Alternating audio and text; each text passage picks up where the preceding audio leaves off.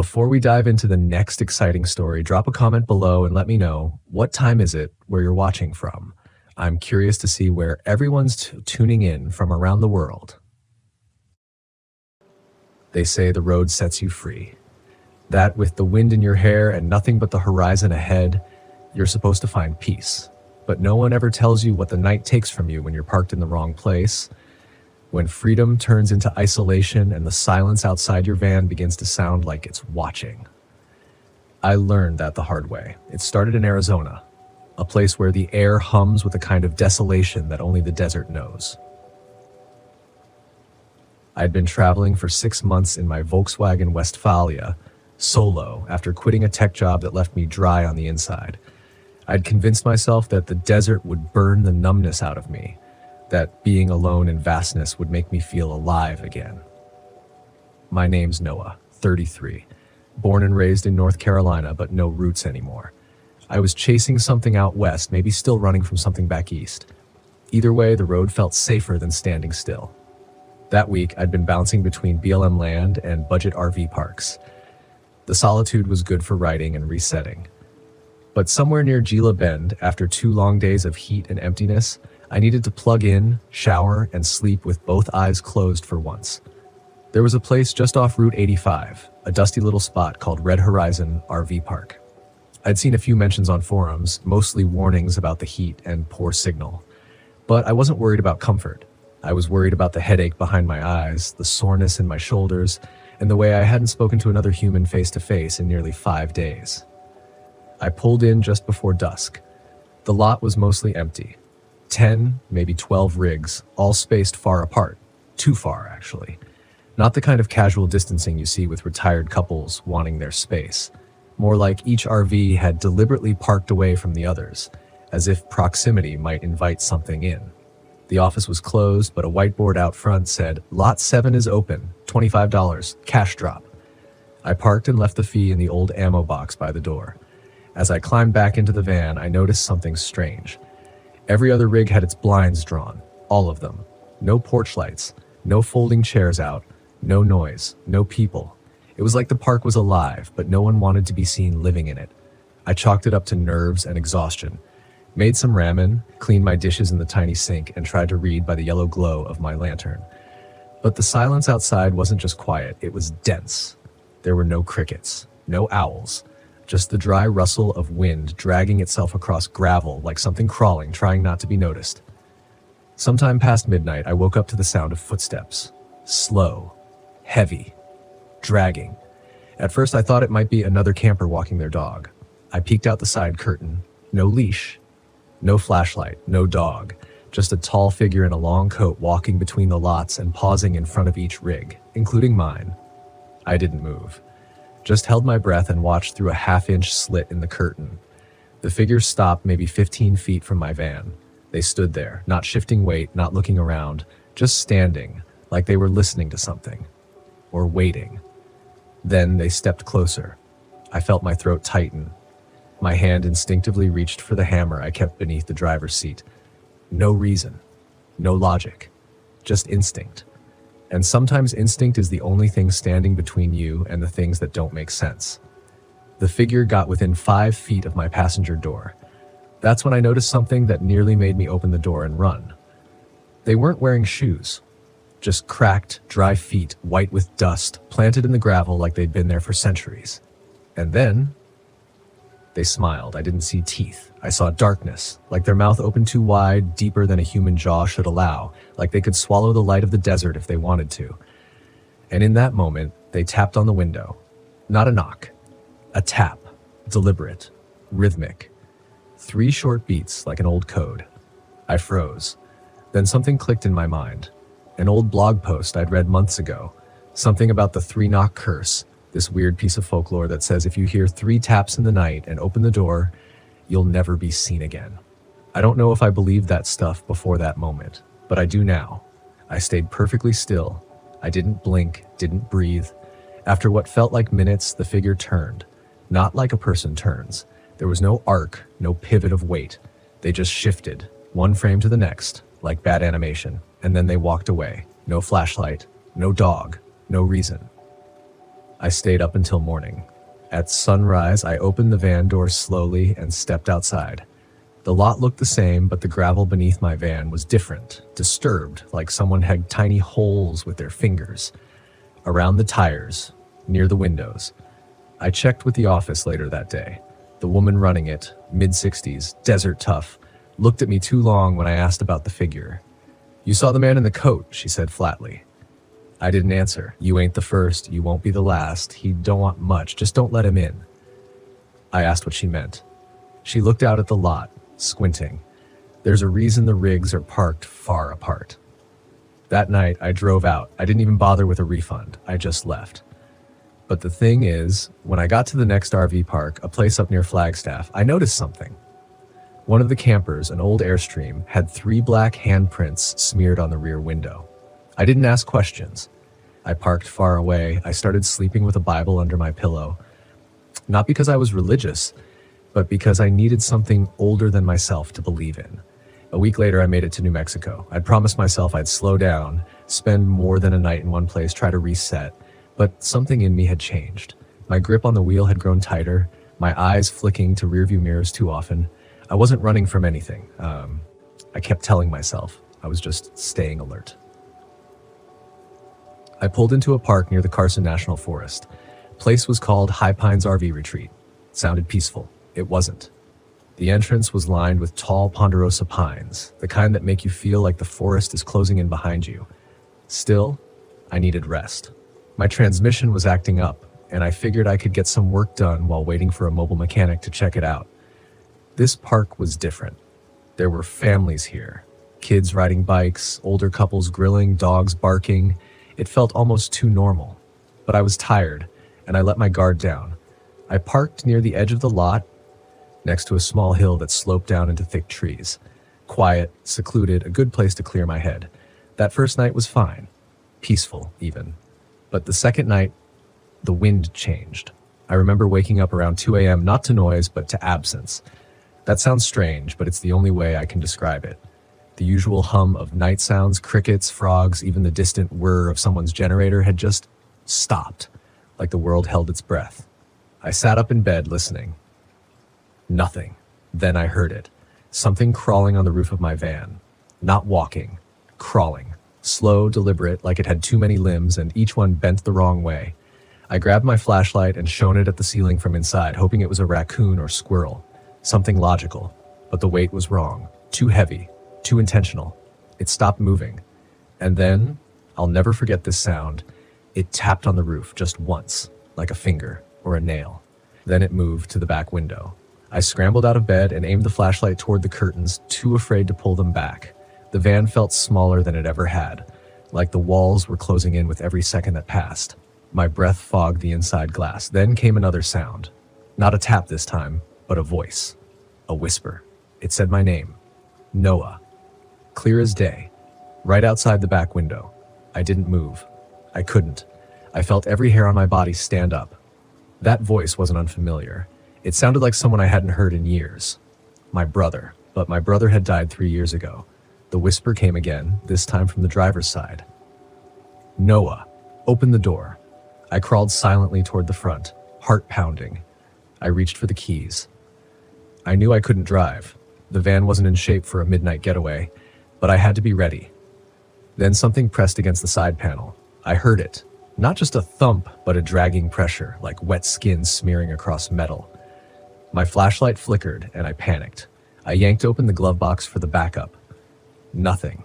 Just road maps and receipts. Then I remembered. The mechanic earlier that day had fiddled with my power cables. What if something he'd done had drawn something to me? I forced myself to breathe. I closed my eyes and counted backward from 10, like my therapist once taught me. It didn't help. The whisper came back, louder this time, right by the side mirror. Let me in. Then silence again. Long, unbearable silence. I waited and waited until dawn. When the sky finally lightened and the birds returned, I dared to open the door. Nothing was outside, but when I checked the back window, there were handprints. Not just one. Dozens. Thin, elongated fingers smeared in streaks across the glass like someone or something had been trying to get in from every direction at once. Some of the prints were upside down. I left immediately, didn't even stop to fill my water tank. That experience broke something in me, or maybe it revealed something that was already broken. I didn't know what was happening, but I started noticing patterns. Certain RV parks, especially the ones far from cities surrounded by trees or desert, had an energy, a kind of stillness that didn't feel like peace. It felt like a trap. And the more I camped, the more I started noticing others, other van lifers, solo travelers like me, who seemed haunted, not by something they could name, but by something they were running from. I'd see them at gas stations, at check-ins, at laundromats. We'd exchange glances but rarely speak, as if we all shared some unspoken knowledge, that the road could swallow you if you weren't careful. In Utah, I met a guy named Ray, early 40s, ex-cop. He'd been on the road for 2 years by living in a beat-up Eurovan.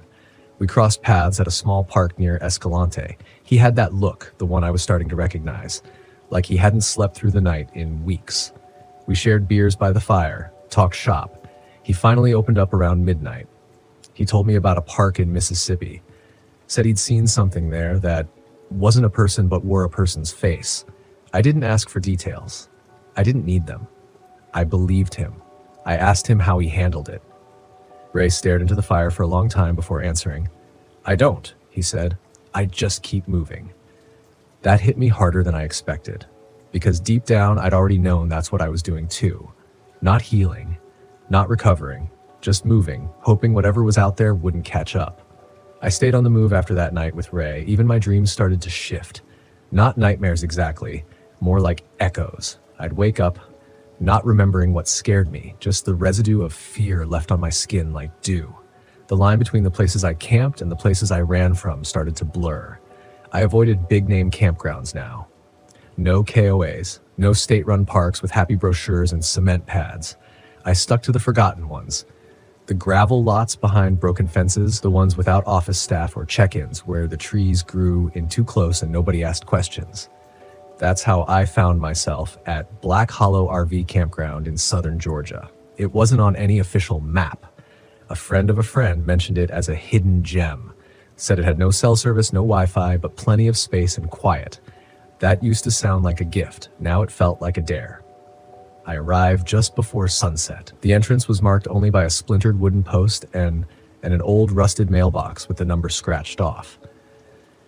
The gravel road wound deep through pine and cypress before opening into a clearing line with cracked concrete pads and rotting picnic tables. There were 6 RVs parked. Most looked like they hadn't moved in years. Dust covered, curtains drawn. Still, something pulled me in. Maybe it was exhaustion, maybe it was something else. I backed my van into a shady corner of the lot and shut off the engine. No lights, no noise. Even the bugs were quiet. As night fell, I walked to the bathhouse. It looked like it hadn't been cleaned since the early 90s. Graffiti coated the walls. Most of it was crude or illegible, but one phrase stood out. Scrawled in charcoal above the mirror, "The eyes in the woods see everything." I didn't like how that made me feel. But I wasn't new to creepy messages. Campgrounds are full of them. Drunken teenagers, paranoid loners, whatever. I splashed water on my face, took a deep breath, and stepped back into the night. That's when I noticed the lights. In the woods, about 200 feet away, there were these small, flickering lights. Not like lanterns, not fire. They were blue. Almost like eye shine, but steadier, more deliberate. They didn't move. Just hung there between the trees in sets of 2, spaced out at odd intervals. Watching. I froze. Then I made the stupidest decision I've ever made. I walked toward them. Something about the stillness was hypnotic. My legs moved before my mind could object. The trees closed around me like they'd been waiting. The ground was damp and soft, muffling my footsteps. With every step, the lights grew clearer. Not brighter. Sharper. Focused. Then they vanished. Just like that. Gone. I stopped, suddenly aware of how far I'd wandered from camp. I turned to head back and there was something standing between me and my van. Tall, thin, human-shaped, but off. Too still. No outline, just presence. I couldn't see its face, but I felt it looking at me. Then it moved. Not forward, sideways, like it slid between trees without turning. A trick of the dark maybe, but I swear it didn't walk. It repositioned like a chess piece. My mouth went dry. I took a step back and it mirrored me. Perfectly. I didn't breathe, just stared. Waiting. Then slowly, I turned and bolted through the brush. Branches tore at my arms, my shirt. I didn't look back. I didn't need to. I could feel it moving parallel to me, keeping pace, staying hidden just beyond the edge of sight. I crashed into the clearing and dove into the van, locking every door. I didn't sleep that night. Didn't even sit down. Just crouched behind the front seat with a knife in my hand, listening. At 3:17 a.m., I heard a soft knock. Driver's side window. Just once. Followed by a voice that whispered, "You see me now." I didn't answer, didn't move, just stared at the floor until the sky lightened and the whispers stopped. At dawn, I left Black Hollow and never looked back. But it followed me, in my dreams, in the way I jump at shadows now. That phrase, "you see me now," it wasn't a threat, it was a statement of fact, like whatever was out there had been waiting for someone to acknowledge it, and now that I had, it wouldn't forget me. The last place I'll tell you about is the one that changed everything. Cold Ember RV Campground in northern Idaho. Even the name feels like a warning now. It sat at the base of a mountain pass, thick with pine and fog year-round. Locals didn't talk about it much. When I asked for directions, people either said they'd never heard of it or just shook their heads and told me to keep driving. But I went anyway. By then, I wasn't just camping. I was looking, trying to find the thing I felt circling me since Oregon, since Georgia, maybe since the beginning. Cold Ember was mostly empty when I arrived. A couple of rigs on the far side of the lot, one looked abandoned. The other had blackout curtains taped to every window. I parked in the middle of the lot and walked the perimeter, taking in the surroundings. Everything was wrongly quiet, like the birds and insects had been paid to stay silent. That first night was strange. Not terrifying, not dangerous, just wrong. I kept thinking I was hearing voices in the forest, too far to make out words, but close enough that I knew they were human. At one point, I opened the van door, thinking someone had walked right up beside it, but no one was there, only footprints. Bare, human, leading toward the tree line, but never away from it. I didn't sleep that second night at Cold Ember, not a wink. Instead, I sat cross-legged in the front seat, gripping my little utility flashlight like a weapon. Not that it would do me any good. Not out here. Not with whatever was playing games with me. Around 2:40 a.m., the van shook. Not from wind. There was no wind. It was the unmistakable jolt of weight, something stepping onto the back bumper. Then a pause. Then the slow creak of pressure against the back doors. I held my breath. Then I heard it. Breathing. Right outside. Deep, deliberate, almost animal. But wrong. Too human in its rhythm. Too controlled. It didn't sound like it was struggling to breathe. It sounded like it was listening. Then came the voice again, right against the back doors. A whisper so close I could feel the heat of it fog the glass. "You brought it with you." I didn't scream. I didn't move. I don't even think I blinked. Then came another voice, from outside, but farther off, out by the trees. "It's not just you." Two voices, two tones, both saying the same thing in different ways. That's when the breathing stopped. Silence fell like a dead body. Heavy. Instant. And then the back door started to open. I lunged across the seat and slammed the lock, just in time. The handle jiggled once, twice. Then nothing. I held still for so long that I forgot how to breathe properly. I don't remember falling asleep, but at some point the gray light of morning started pushing in through the windshield. When I opened the back doors, I found two things that froze me in place. First, no footprints. Not a single one, even in the soft earth around the van. Second, something had drawn a symbol in the dust on the rear window. A circle with 3 vertical slashes cutting through it. I didn't recognize it, but I didn't need to. The feeling it gave me was enough. Violation, recognition, claim. I left Cold Ember before the sun fully rose, didn't bother to make coffee, didn't brush my teeth. I just left. I wish I could say that was the end. That I finally learned to stay on paved roads, to keep company, to camp near civilization. But the truth is, the road had changed me. Whatever I'd encountered, whatever had seen me, it left something in me. Like a pressure behind my eyes or a taste in the back of my throat I couldn't spit out. That symbol started showing up in other places, on the fogged windows of truck stops, in the grime on bathroom mirrors at gas stations. Once even carved into a tree right next to where I parked, even though I'd arrived after dark and swore I was the only one for miles. Each time I saw it, the air got thinner, heavier, like gravity doubled for just a moment. like something was reminding me, this isn't over. And then came the final straw. I was at a little off-grid site in southern Utah. Gorgeous place, red rock canyons, desert blooms, wind-carved arches. I thought the beauty might shake me loose from the fear. That night I dreamed of voices, not whispers this time. Names, my name, being repeated slowly in a dozen different voices, all around the van, low, repetitive, like a ritual. When I woke up, the van was full of dust, thick red dust, like someone had taken a bucket of desert sand and dumped it over my bed, except every window was closed, every door locked. I checked the seals, the weather stripping, the vents. Nothing explained how that much earth got in. But the worst part was this.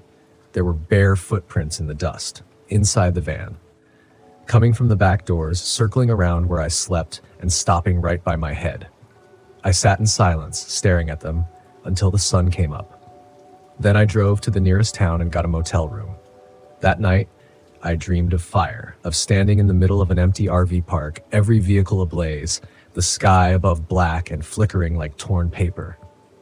And in the center of it all, standing in the fire without burning, was a figure with no face, only that symbol carved into where its eyes should be. I don't know what's following me. I don't know where it came from. Maybe I picked it up from that first quiet night in Oregon. Maybe from Ray's campground in Texas. Maybe it's something that's always been out there, waiting for the right kind of person to notice it, to see it. Maybe there are thousands of us scattered across America in our Volkswagens and camper vans, thinking we're alone with the stars, but we're not. There are things in the woods, in the dark, in the quiet patches of America that don't show up on maps. And once they see you, really see you, and once they see you, really see you, you can't go back to who you were. That's the part nobody talks about.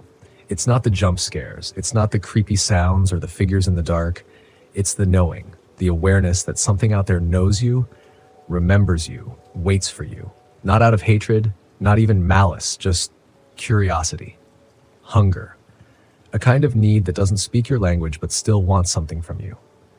It's been months since I last camped. I sold the Volkswagen a few weeks after Utah, parked it by a river, left the keys in the ignition, and walked away without looking back. Someone probably picked it up by now. Maybe it's sitting in someone else's driveway, filled with dust and echoes, and that symbol burned into the rear window if they know how to look for it. But I still feel it. The eyes, the waiting. Sometimes I hear the hum of those desert winds in my sleep, or the rattle of pine needles against metal, even when I'm inside a concrete building. I don't know if I brought it with me or if I left part of myself out there for it to keep. Maybe both. But I do know this. What happened out there, it made me listen. To the silence, to my gut, to that primal part of me that knew something was wrong long before I ever admitted it. There are lessons the wilderness teaches you that no roadmap can prepare you for. Trust your instincts, especially when they whisper before the scream. Never ignore that weight in your chest when a place feels wrong, even if everything looks right. And most importantly, don't assume solitude means safety. Sometimes the loneliest places are lonely for a reason. I've met people since then, other travelers. I don't always tell them everything, but sometimes I drop hints. Ask questions, leave warnings wrapped in small talk.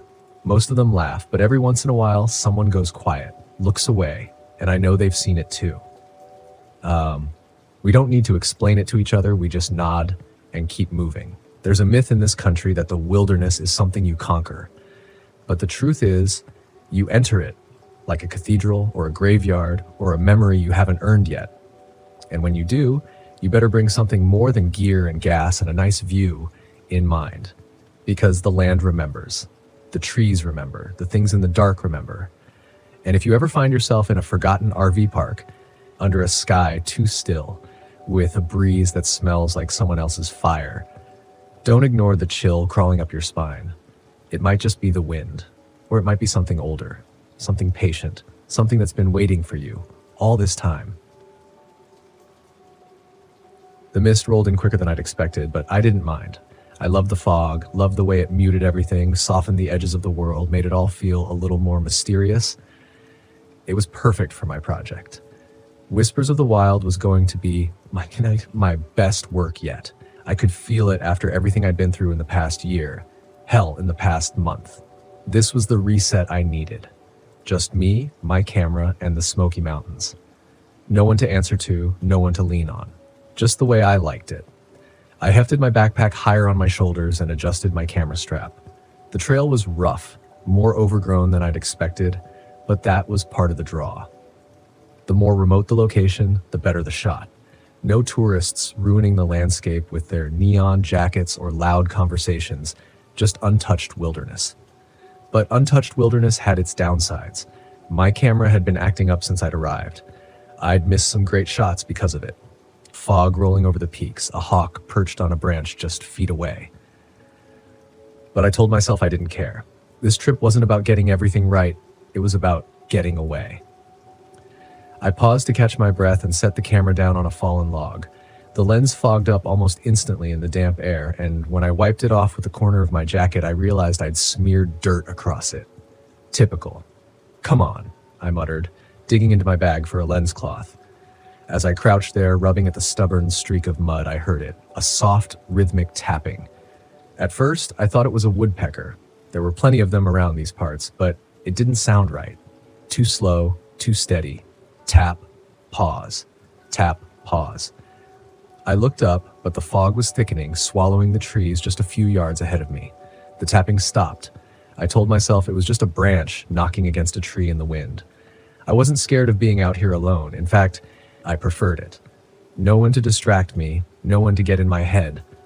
Still, the silence that followed felt too quiet, like something was waiting. I shoved the lens cloth back into my pack and stood up, forcing myself to move on. I had a campsite to reach before dark, and I wasn't about to get spooked by a weird noise, at least not this early in the trip. The fog never really lifted by the time I reached the clearing where I planned to camp.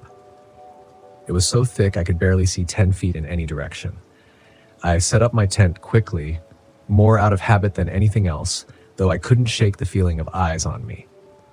I wasn't sure why. There was no one around, no animals scurrying through the underbrush, not even a bird call to break the stillness. I figured a good night's sleep would shake off the nerves. I was just tired. The last few months had been brutal.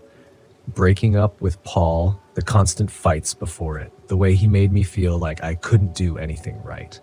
This trip was supposed to be my way of proving him wrong, proving to myself that I didn't need him, that I didn't need anyone. But the anxiety crept up on me anyway.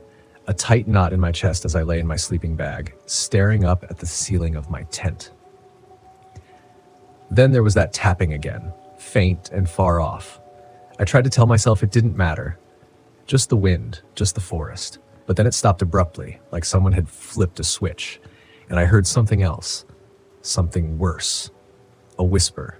It was so faint I could barely make it out, but it was there, threading through the fog outside. It didn't sound like word, it was too rhythmic to be wind, too deliberate. I sat up, listening hard, my heart racing. Nothing. I grabbed my flashlight, clicked it on, and aimed it through the thin walls of the tent. Just mist and shadows. The whispering stopped, but the silence that followed felt alive, thick with something I couldn't name. I switched off the light, telling myself I was just being paranoid, but deep down, I knew something wasn't right. The next morning, I packed up quickly. I wasn't scared, I told myself. I just wanted to get moving. The fog had lifted slightly, but the forest felt wrong somehow, like it was holding its breath.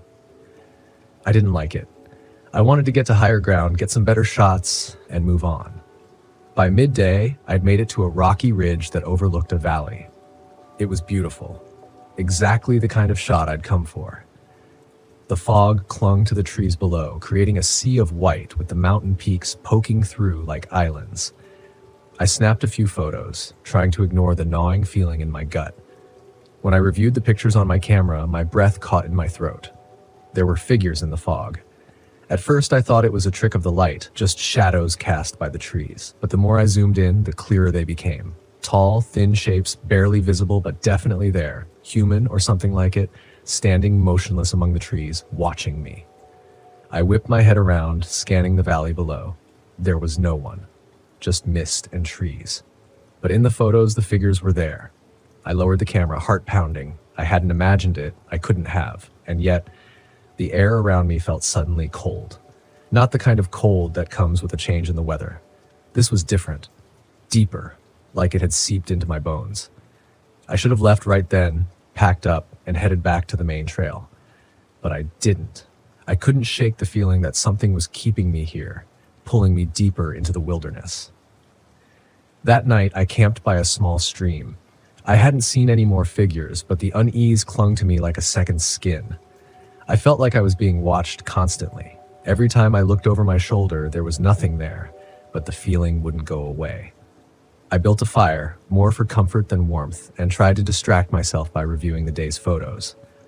That's when I noticed something else. The figures in the fog weren't in just one picture. They were in all of them. Some barely visible, others clearer, standing in groups or alone, always watching, always there.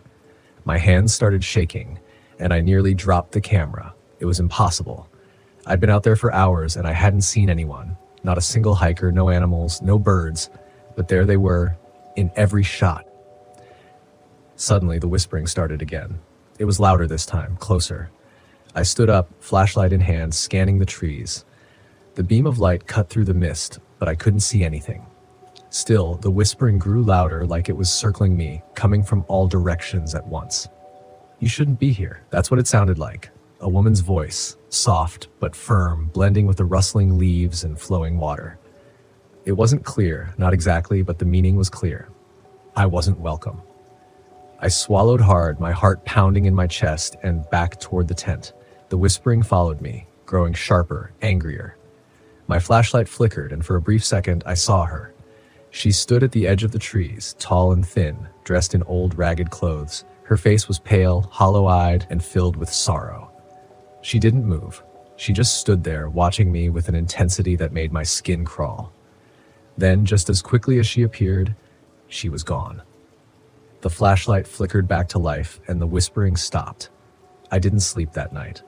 By the time dawn broke, I knew I had to leave. This wasn't some trick of the mind. No matter how much I tried to rationalize it, there was something in these woods, something angry, and I had trespassed. I packed up my gear in record time and set off toward the trailhead, but the forest seemed different now, like the trees were closing in on me. The path I'd taken to get here was gone, swallowed by the fog. My compass spun wildly, useless, and the map was no help in the unmarked wilderness. Panic gnawed at my insides as I stumbled through the underbrush, trying to keep my bearings. But the more I walked, the more lost I became. And all the while I could feel her watching, waiting. The whispering started again as I crossed a small clearing, louder this time, angrier. I dropped my pack, desperate, and spun around. There she was, standing in the mist, her eyes locked on mine. I fell to my knees, breath coming in ragged gasps. "I'm sorry," I whispered, though my voice was barely audible over the growing wind. "I didn't mean to." Her expression softened just slightly, and for the first time, I felt something other than fear. She wasn't just angry, she was in pain. "I'm sorry," I repeated, louder this time. "I shouldn't be here. I didn't know." The wind died down, the whispering faded, and slowly the figure in the mist began to dissolve, melting back into the fog. I sat there for what felt like hours, heart racing, too afraid to move. But she was gone. The air felt lighter, the forest less oppressive. When I finally stood, I saw it, small, barely visible in the fog, a stone hidden among the trees. A grave, long forgotten, like buried deep in the wilderness. I didn't touch it, I didn't even get close. I just stood there for a moment, paying my respects to the spirit I'd disturbed. Then, without looking back, I turned and walked away. I made it out of the Smokies that day, but the images, the figures in the fog, the woman's sorrowful eyes, followed me. I never published the photos from that trip. Some things I realized weren't meant to be captured. Some things were meant to be left alone. My name is Adelaide Fisher. I'm 23 years old, and this happened last November in Blackwater Falls State Park, West Virginia. I had just landed my first solo freelance assignment, a travel feature for an outdoor magazine. It was my chance to prove to myself, and maybe to a few others, that I could thrive on my own after leaving a toxic relationship. I didn't expect the park's breathtaking beauty to be marred by whispers of the past, or that those whispers would grow louder with each passing night. When I first arrived, the park was everything I'd hoped for. My RV fit snugly into a secluded campsite overlooking the gorge. the roar of the falls constant in the distance. Blackwater Falls was a photographer's dream. Cascading water, mist rising through the gorge, and vibrant autumn foliage painted in fiery reds and oranges. The first day was perfect. I hiked, shot hundreds of photos, and scribbled notes about the trails and wildlife. The peace and quiet were a balm, exactly what I needed after months of turmoil. That evening, I sat by the fire, sipping tea and scrolling through my shots. That's when I saw it for the first time. At the edge of one frame, a figure stood between two trees. It was a man, his clothes ragged and his face shadowed. I frowned, zooming in, but the details remained blurred. I didn't remember seeing anyone during my hike, and the figure hadn't appeared in any other photos. I shook it off as an optical illusion, probably a trick of light and shadows, and went to bed. But I couldn't shake the feeling that I wasn't alone. The second day brought strange encounters. I started the morning by stopping at the visitor center, hoping to get some local insight. The woman behind the counter, Maggie, was friendly but seemed to be watching me too closely. She eyed my camera gear and smiled knowingly.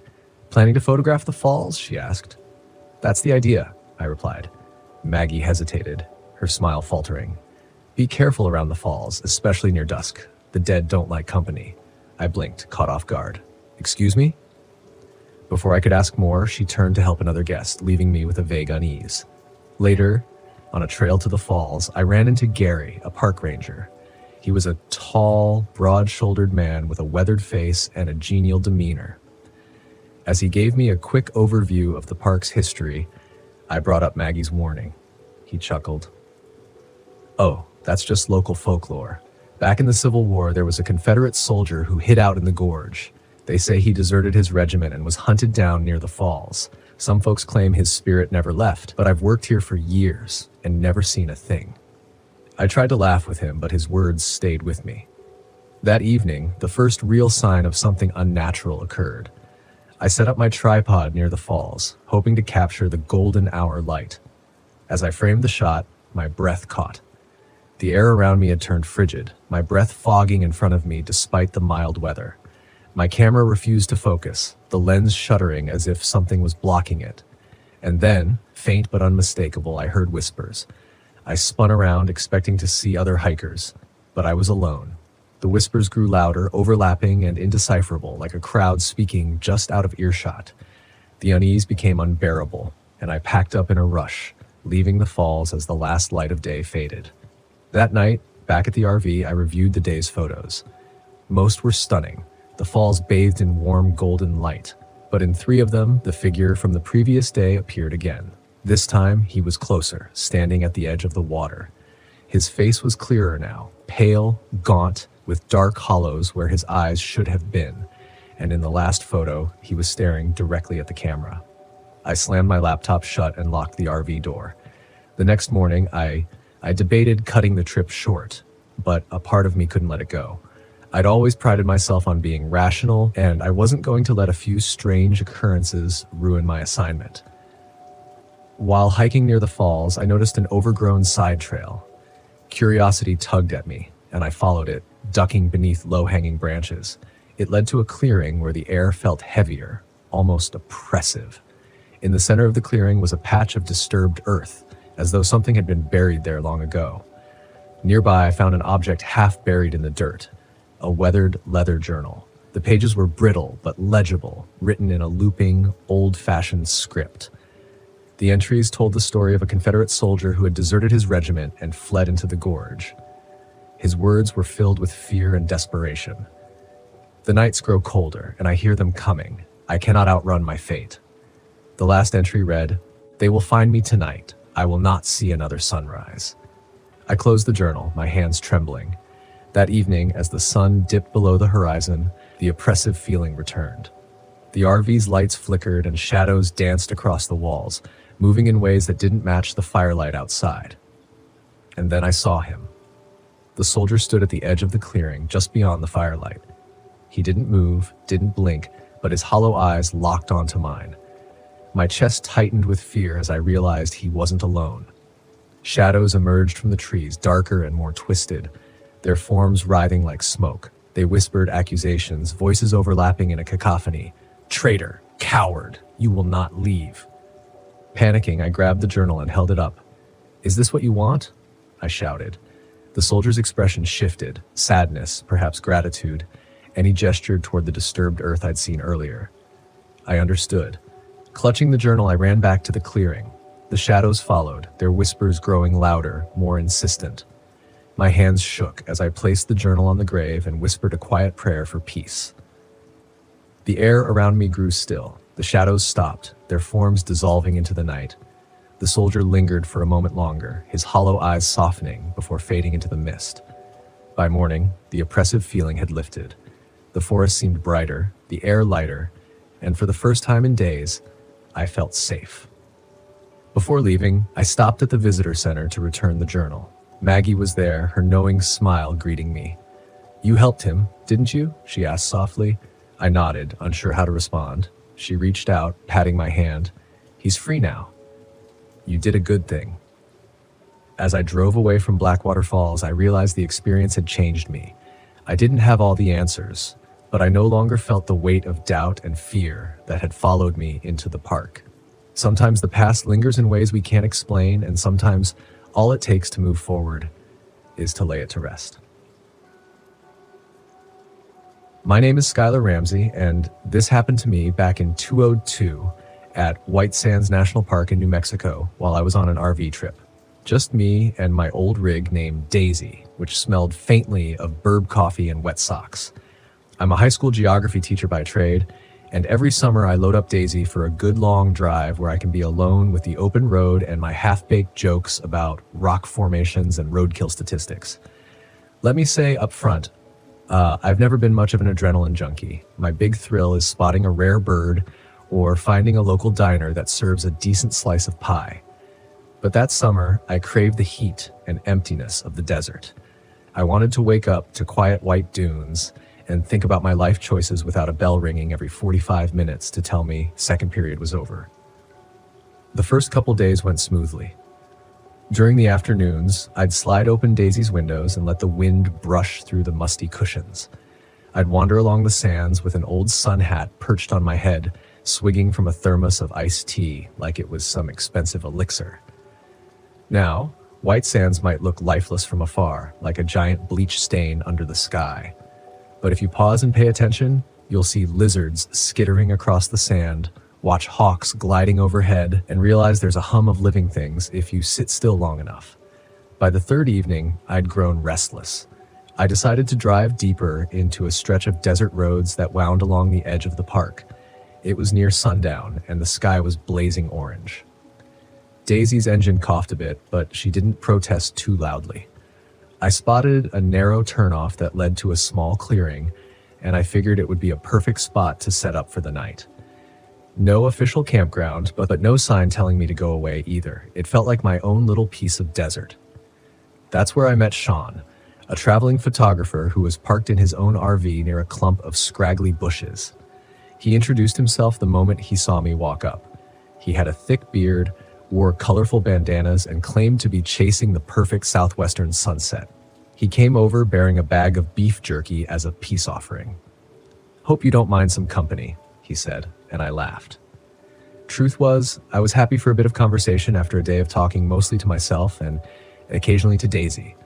We cooked up some canned soup on my little stovetop. Sean pulled out a folding chair and we chatted under the stars about his photography gigs, my weirdest student pranks, and whether it was possible to fry an egg on the desert sand. Real highbrow stuff. The desert air cooled down quickly, so we retired early. I fell asleep with the windows cracked and my mind drifting the half-formed dreams of kids throwing paper planes at cacti. Sometime after midnight, I woke up thirsty. My thermos was empty, so I grabbed a flashlight and stumbled outside to my RV's side compartment, where I kept spare water jugs. Darkness swallowed the dunes and the wind hissed across the sand. The only sound was my own footsteps crunching on the ground. Then I heard a muffled cry like someone was struggling to speak, but couldn't. I froze, half expecting it to be an animal, until I recognized a voice. It was Sean's. I whispered, "Sean? That you?" But he didn't answer. I moved the flashlight beam around, seeing only swirling grains of white. My heart thudded in my chest. One part of me thought Sean might be messing around. Another part of me remembered all the cautionary tales I'd told my students. Never wander off into the desert at night. But I couldn't just stand there. I crept around the side of Sean's RV and found the door slightly open. Inside, I saw a silhouette rummaging through drawers, tossing cameras and lens bags onto the floor. At first, I assumed it was Sean, but then the figure turned. There was a click, and I saw a man I'd never met. A wiry frame, shaved head, wearing dusty camouflage pants and a stained black t-shirt with the sleeves cut off. He had one of Sean's camera straps looped over his shoulder like a prize, and he was holding a large hunting knife. My breath caught, my flashlight being flicked across the RV floor, and I noticed Sean lying there, mouth covered in blood, not moving. The man hissed something, maybe a curse or a threat. I couldn't even process it. Sean's eyes were open, but lifeless, and I realized I was standing in the doorway exposed. My knees went weak. I stepped back, stumbling. The man leapt forward. He dashed out of the RV, his boots scraping against metal, and I nearly tripped over a rock trying to get away. My mind raced. No phone signal out here, no immediate neighbors. Just me and a murderer who'd taken Sean's life for a camera, or who knows what reason. My only plan was to run to Daisy and lock the door. I made it to my RV in 4 strides, but the door stuck for a second. Some quirk of the old latch, and those were the longest seconds of my life. The man sprinted closer, the blade gleaming under the moonlight. I finally yanked the door open and dove in, slamming and bolting it behind me. Daisy rattled with the impact. I almost dropped the flashlight. I could hear him outside circling, jiggling the handle, maybe checking windows. My mind shot to the various items I'd stashed around. A baseball bat under the table, a can of pepper spray I used when raccoons got too friendly. I grabbed the pepper spray and brandished it like the world's saddest weapon. A thunk against the door made me jump. Then another. I shouted, "Go away!" My voice cracked like I was 13 again. Silence! I listened carefully, but my ears buzzed with my own heartbeat. For a moment, I hoped he'd left or had realized there wasn't much in my RV worth stealing besides a bunch of stale crackers and a few tattered books. But I felt that presence outside. It was the kind of feeling that kept every nerve on edge. Suddenly, glass shattered at the front. A rock landed on my driver's seat. I scrambled to the driver's side, pepper spray in hand, and flicked on the headlights to see if he was out there. The beams illuminated a swirl of sand, but I caught a glimpse of that shaved head ducking away. He was trying to break in through the windshield, or maybe just flush me out. I fumbled for the keys. If Daisy started, maybe I could drive off. The engine coughed, then sputtered into a weak rumble. Relief washed over me, but it only lasted a second.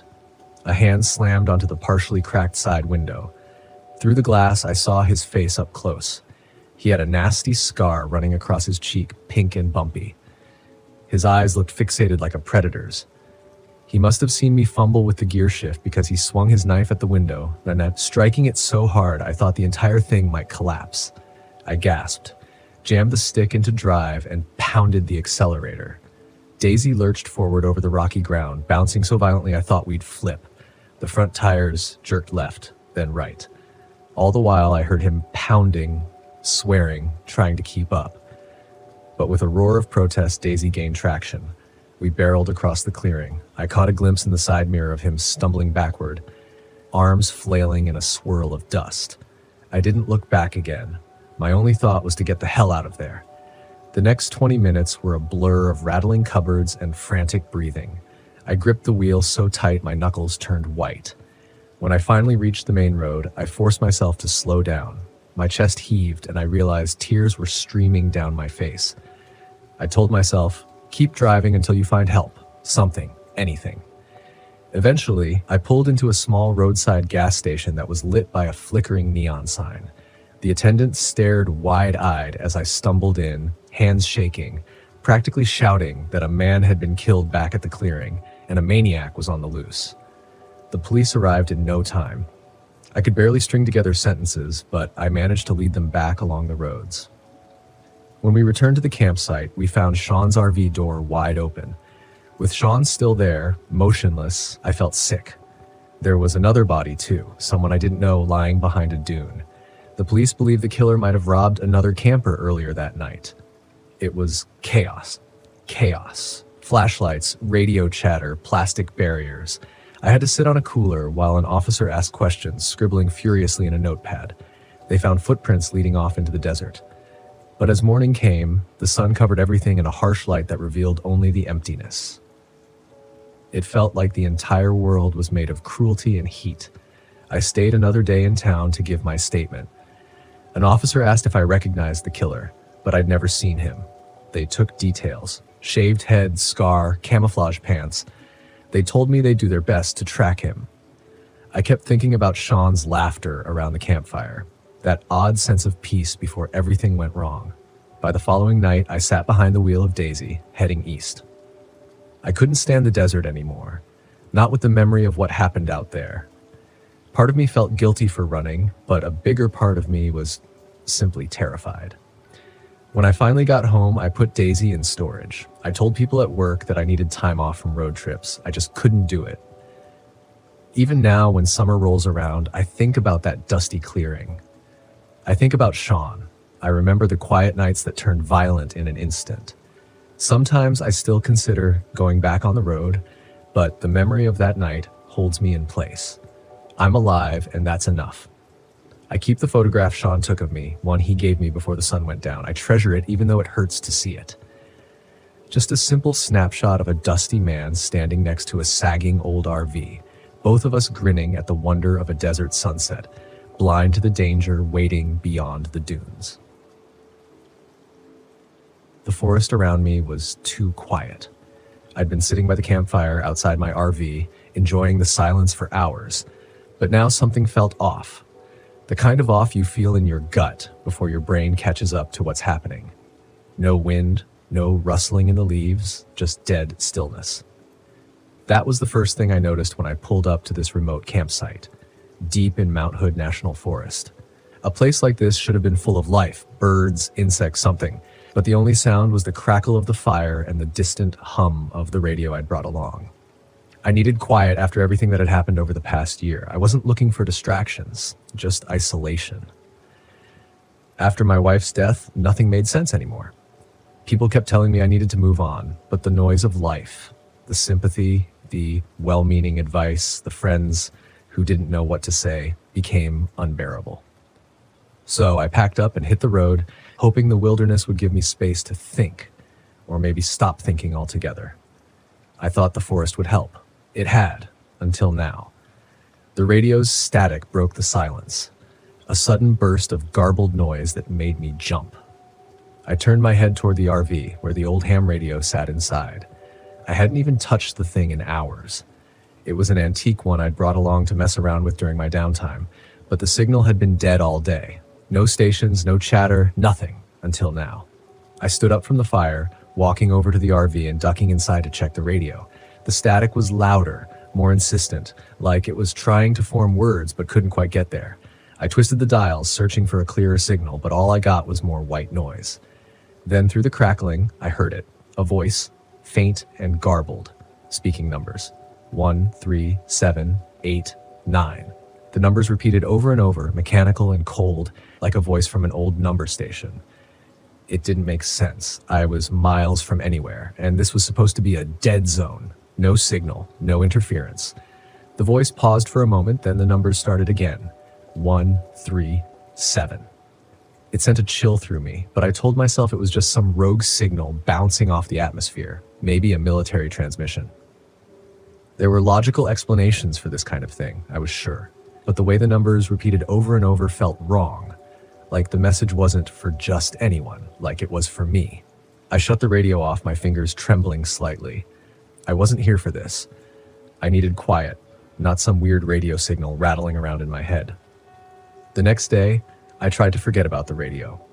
I spent the morning hiking through the woods, the towering pines looming overhead like silent giants. The air was cool and damp, the sky just a sliver of gray through the dense canopy. But something gnawed at me, a faint buzzing at the back of my mind. No birds, no animals, just silence. When I returned to the campsite, the radio was on again, static blaring from the speakers. I hadn't touched it. I stepped inside the RV, staring at the radio like it might come to life. The static was louder now, more intense. I could feel it in my bones, like the vibration from a low hum in the ground. And beneath the static, the numbers were back. 1, 3, 7, 8. I slammed my hand down on the off switch, killing the sound. My pulse was racing, my mind scrambling for an explanation. It had to be a glitch, something with the wiring, maybe a stray electrical signal. I'd worked with enough technology over the years to know that things sometimes did strange things when you weren't looking. But the numbers, the way they were so clear, so deliberate, made me uneasy. I stepped back outside, trying to push the growing sense of unease away. That's when I noticed the man standing at the edge of my campsite. I hadn't heard him approach. He was just there, tall, scruffy, wearing a weathered jacket and a backpack slung over one shoulder. He looked like a camper, but there was something about the way he stood, stiff and tense, like he was waiting for something to happen. "Hey," I called out, trying to keep my voice steady. "You lost?" The man looked at me, his face tight with anxiety. I heard it too. I froze, my heart skipping a beat. "Heard what?" "The signal. The numbers," he said, glancing toward the RV. "I've been picking it up on my own radio. It's not normal." My mouth went dry. "You've heard it too?" "The man Ben," he said, stepping closer. His voice was low. "I was camping a few miles down the road. I've been getting static voices, weird electrical interference. My GPS stopped working. My cell phone drained to 0 in minutes." I swallowed hard, my mind racing. "What do you think it is?" Ben shook his head, his eyes darting toward the trees. "I don't know, but it's not natural. The way the signal moves, it's like it's getting closer." I didn't know how to respond to that. I was a man of logic, of science. Signals were signals, glitches were glitches. But there was something about the way Ben spoke, the fear in his eyes that made my skin crawl. That night, the radio came to life again. I tried to ignore it, tried to focus on the campfire and the peaceful silence of the woods, but the static was louder than before. The numbers were clearer, more insistent. 1, 3, 7. Ben was sitting across from me, his hands wrapped around a cup of coffee. His eyes were constantly scanning the dark forest around us. He hadn't relaxed since he showed up, and I couldn't blame him. There was something wrong here, something I couldn't explain. "You think it's some kind of broadcast?" I asked, more to fill the silence than anything. Ben shook his head. "I don't think it's a broadcast at all." "What do you mean?" He hesitated, then leaned closer, lowering his voice. "I think it's a warning or a signal from something out there." I stared at him, trying to process what he was saying. "A warning from what?" Before I could ask more, the static on the radio cut out for a moment. There was only silence, the kind of silence that presses down on you, that makes your skin prickle with anticipation. Then a sound, a soft, rhythmic clicking, like something metallic tapping against wood. I grabbed my flashlight and pointed it toward the trees, but the beam only revealed darkness. The clicking grew louder, echoing through the forest. Then, through the radio, a voice crackled to life. "We see you." My blood ran cold. Ben's eyes widened, his face pale. "What the hell was that?" he whispered. I could barely whisper back, my voice barely audible over the pounding of my heart. "We see you," the voice repeated, distorted and mechanical. "We see you." I stood up, flashlight shaking in my hand. The clicking sound was closer now, moving through the trees. The forest seemed to pulse with energy, the air growing thick and heavy, like the atmosphere itself was alive. "I think we should leave," Ben said, his voice tight with fear. For once, I agreed. The next morning, I found Ben's tent abandoned. His gear was scattered around the clearing, but there was no sign of him, no footprints, no note. Just the cold, empty forest and the low hum of static that had settled into the air like a living thing. I tried to follow his tracks, but they vanished in the thick underbrush. It was like he'd walked into the trees and disappeared. The GPS on my phone was useless, spinning me in circles, the battery draining faster than I'd ever seen. The static in my ears grew louder the further I went, like the signal was inside my head, vibrating through my skull. The numbers were back too, repeating over and over, etched into my mind. 1, 3, 7. By midday, I stumbled across something I hadn't expected, an old, dilapidated radio tower hidden deep in the woods. The metal was rusted, vines crawling up the sides, but it was still faintly humming with power. I climbed the tower, every step echoing in the stillness. My heart hammered in my chest. At the top, I found the source of the signal, a small glowing device, pulsing with an eerie cold light. It didn't belong here. It wasn't part of the original tower. It was something else, something foreign. I reached out and touched it, and the static in my head exploded. The numbers, the clicking, the voices all crashed into me at once in an unbearable cacophony of sound. I stumbled back, like nearly falling off the tower, as the forest seemed to come alive around me. The lights returned, flickering in the trees, cold and mechanical. The clicking grew louder, more frantic, as if something was chasing me. I ran. I don't remember how I made it back to the RV. The lights followed me, the clicking never far behind. But I managed to get inside and slam the door shut. My hands were shaking as I started the engine, the device still clutched in my hand. As I drove away, the static began to fade, but the numbers never left me. They echoed in my mind, a constant whisper. Even as the forest disappeared in the rearview mirror, it didn't stop. It's been days now, and I'm still hearing them. 1, 3, 7. I can't get them out of my head, and I can't shake the feeling that whatever was out there, whatever sent that signal, knows where I am. And it's not done with me yet.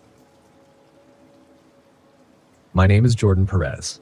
I'm 26, a retired firefighter, and this happened in Seneca Creek backcountry, West Virginia, a year after I lost my wife, Emily. I planned the trip hoping to find peace or at least distraction in nature. What I found was something I can never forget. It started as a simple RV camping trip, my first time alone. Emily and I had always loved the outdoors, and this seemed like a way to reconnect with that part of my life. Seneca Creek, with its waterfalls and isolation, felt like the perfect place to be alone with my thoughts. I told myself the solitude would help, that it was what I needed. I wasn't ready for what came next. The drive into the backcountry was uneventful. The gravel road leading to the campsite felt endless, hemmed in by towering trees that cast long shadows even in the midday sun. I stopped at a small gas station near the turnoff where an older woman named Marlene ran the counter. "You're heading into Seneca Creek?" she asked as I paid for firewood and a few snacks. I nodded. "Yeah, just me and the RV." Marlene gave me a strange look, her hand pausing over the register. "Be careful out there," she said, her voice low. "These woods aren't always kind to those traveling alone." I wanted to ask what she meant, but she turned away to help another customer. Her words lingered in my mind as I drove the final stretch. The campsite by Judy Springs was everything I'd hoped for, quiet, picturesque, and completely isolated. I parked the RV near the creek, the sound of rushing water a soothing backdrop as I unpacked.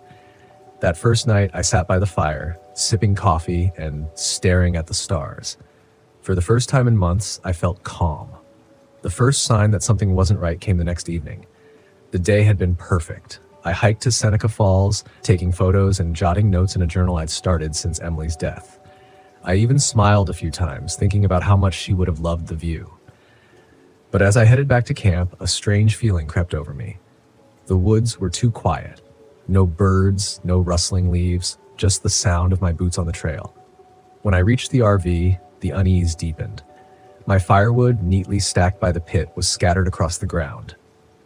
At first, I thought an animal had gotten into it, but the pieces were arranged strangely, like they'd been tossed deliberately. I shrugged it off and rebuilt the fire, telling myself I was imagining things. But that night, as I sat by the flames, I saw it for the first time. A shadow moving between the trees. It wasn't the flicker of firelight. This was deliberate, purposeful, like someone pacing at the edge of the forest. I stood up, my heart pounding. "Hello?"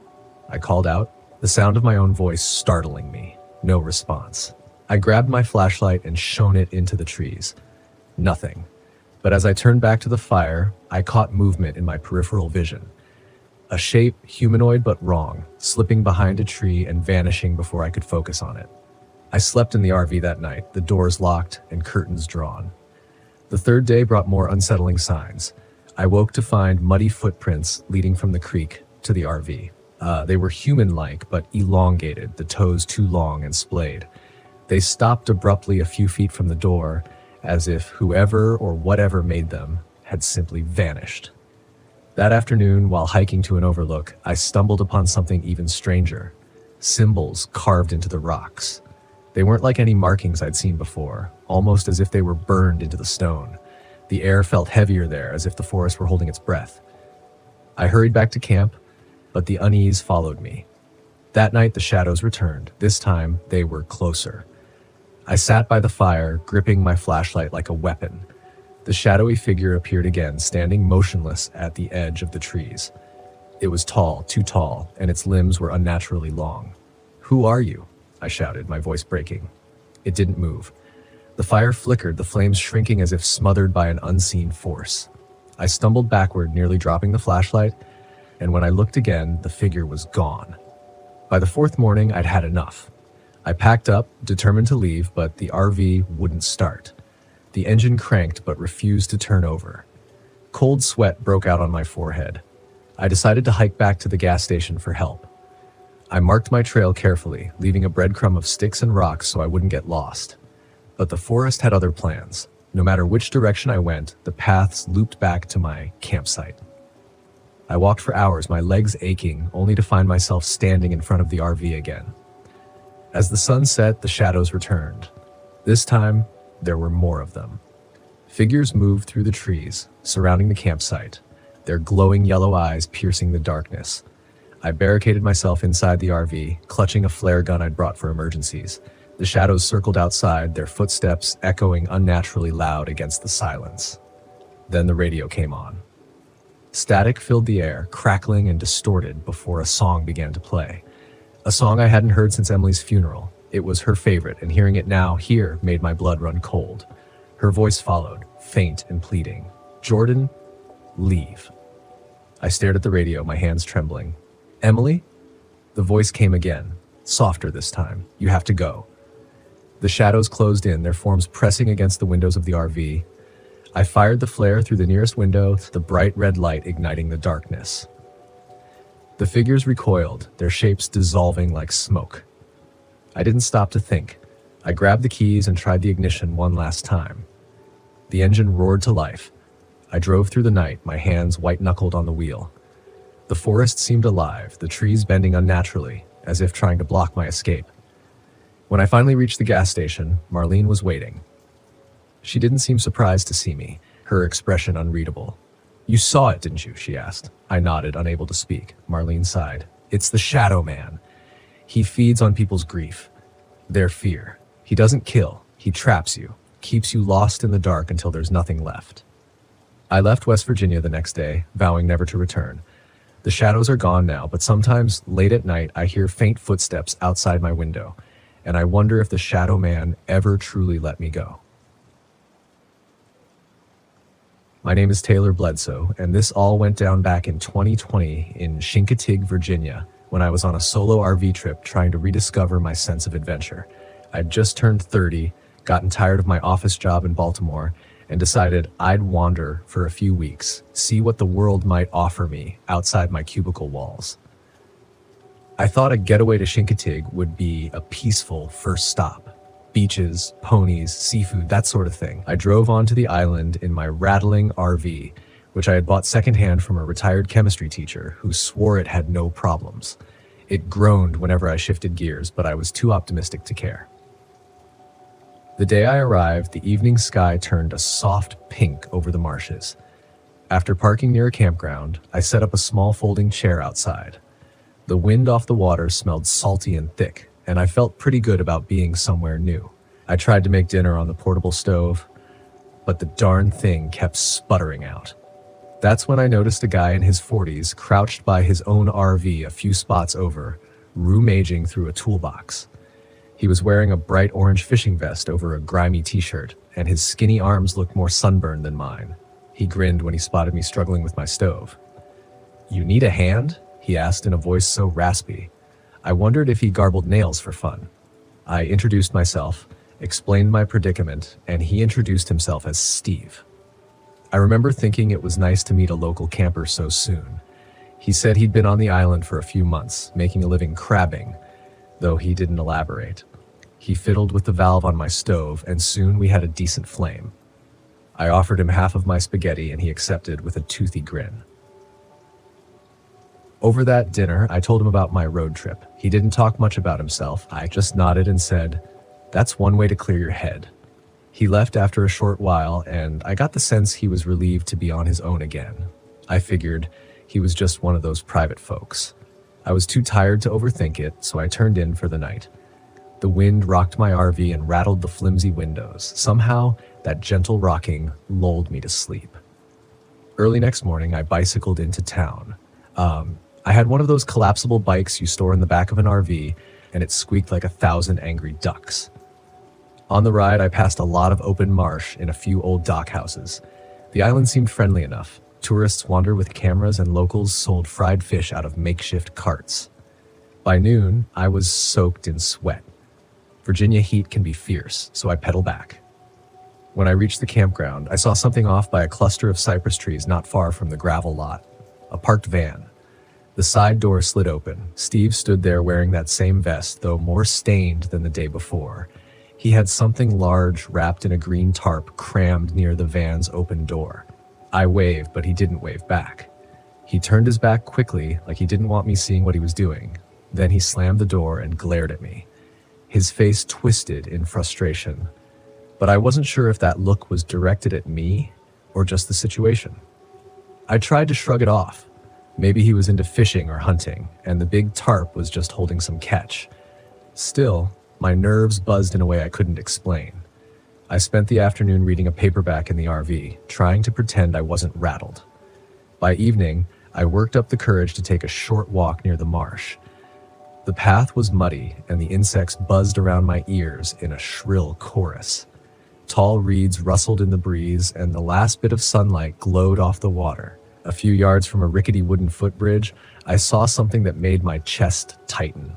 Lying face down in the mud was a man in dark pants and a torn shirt.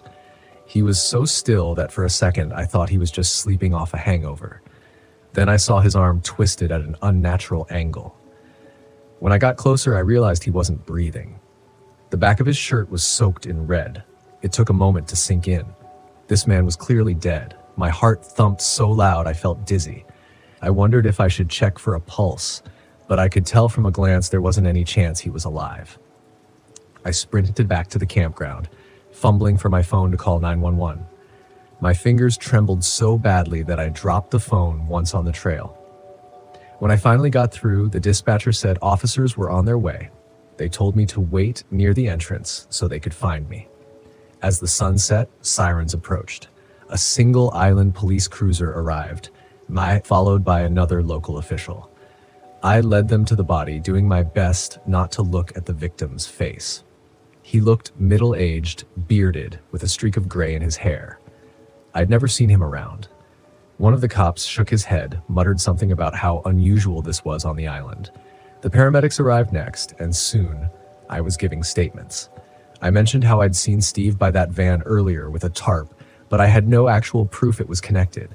The officers made a note of his name and said they would check it out. That night, adrenaline kept me wide awake in the RV. I turned every few minutes, imagining every creak was Steve creeping around outside. Part of me felt foolish. I mean, the cops were handling this, right? The next day, I thought about leaving, but I needed to wait for more questioning. The local police wanted me available if they found any leads. I tried to make small talk with other folks in the campground. Nobody knew the victim. A few folks recognized Steve's orange vest, but nobody seemed to know much about him. An officer came by that afternoon, asked if I'd seen Steve. I said I hadn't since the van incident. The officer told me the tarp in his van was gone. The campsite he'd rented was empty too. When they searched the area, they found drag marks in the nearby brush. They also discovered footprints leading toward the marsh. Suddenly, it felt like every shadow around the campground had eyes. I felt caged in my own curiosity, wearing with fear. I tried to calm down by strolling the main strip in town, but even the bright afternoon sun didn't settle my nerves.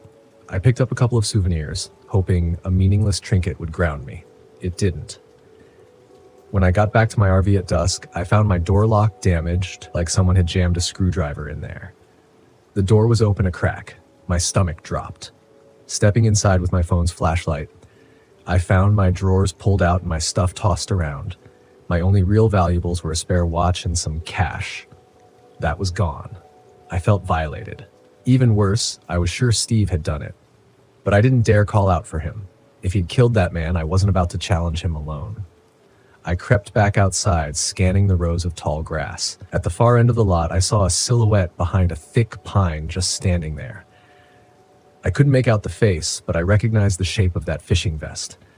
A wave of panic washed over me, and I backed away toward the RV's rear. I got inside, locked the driver's side door, and scrambled to start the engine. My plan was to drive straight to the police station. I fumbled with the ignition. The engine coughed but wouldn't turn over. The second attempt, it finally roared to life. Then, through the windshield, I saw him running toward me. His expression was twisted with rage, like I'd ruined something important to him. Before I could throw the RV in gear, he was at the driver's side window, pounding on it with something metallic, like a wrench or a hammer. The glass cracked in long, jagged lines. I slammed on the gas, feeling the RV lurch forward. The tires spat gravel. I heard a crunch, felt something scrape along the side. I realized he was trying to climb onto the little step under the door. With no other choice, I swerved. The force threw him off. I caught a glimpse of him stumbling into a ditch as I barreled out of the campground, adrenaline burning my chest. I didn't stop until I reached the police station on Main Street. I stumbled inside, breathless, telling them, "Steve attacked me." Officers took off immediately toward the campground. They told me to stay put. An hour later, I heard the chatter from a young deputy as he returned. They'd found Steve in a small copse of trees. He was standing over another body, a woman this time, possibly a tourist who'd gone missing from a local motel. The officers confronted him. In the chaos, he'd pulled a firearm. A brief shootout followed. He went down in the crossfire, and they said he was pronounced dead right there. The paramedics confirmed the woman was already gone by the time they arrived. Even now, thinking of Steve's face gives me chills. I can't believe someone who helped me fix a camp stove could also be a cold-blooded killer. The local authorities spent a few days questioning me further. Eventually, they let me go. I left Chincoteague with an uneasy sense that I brushed up against pure malice. I haven't traveled alone in my RV since, and I'm not sure I ever will again. I still replay those moments when I close my eyes at night. The cracked window, his eyes filled with that sudden rage, the battered van with the tarp.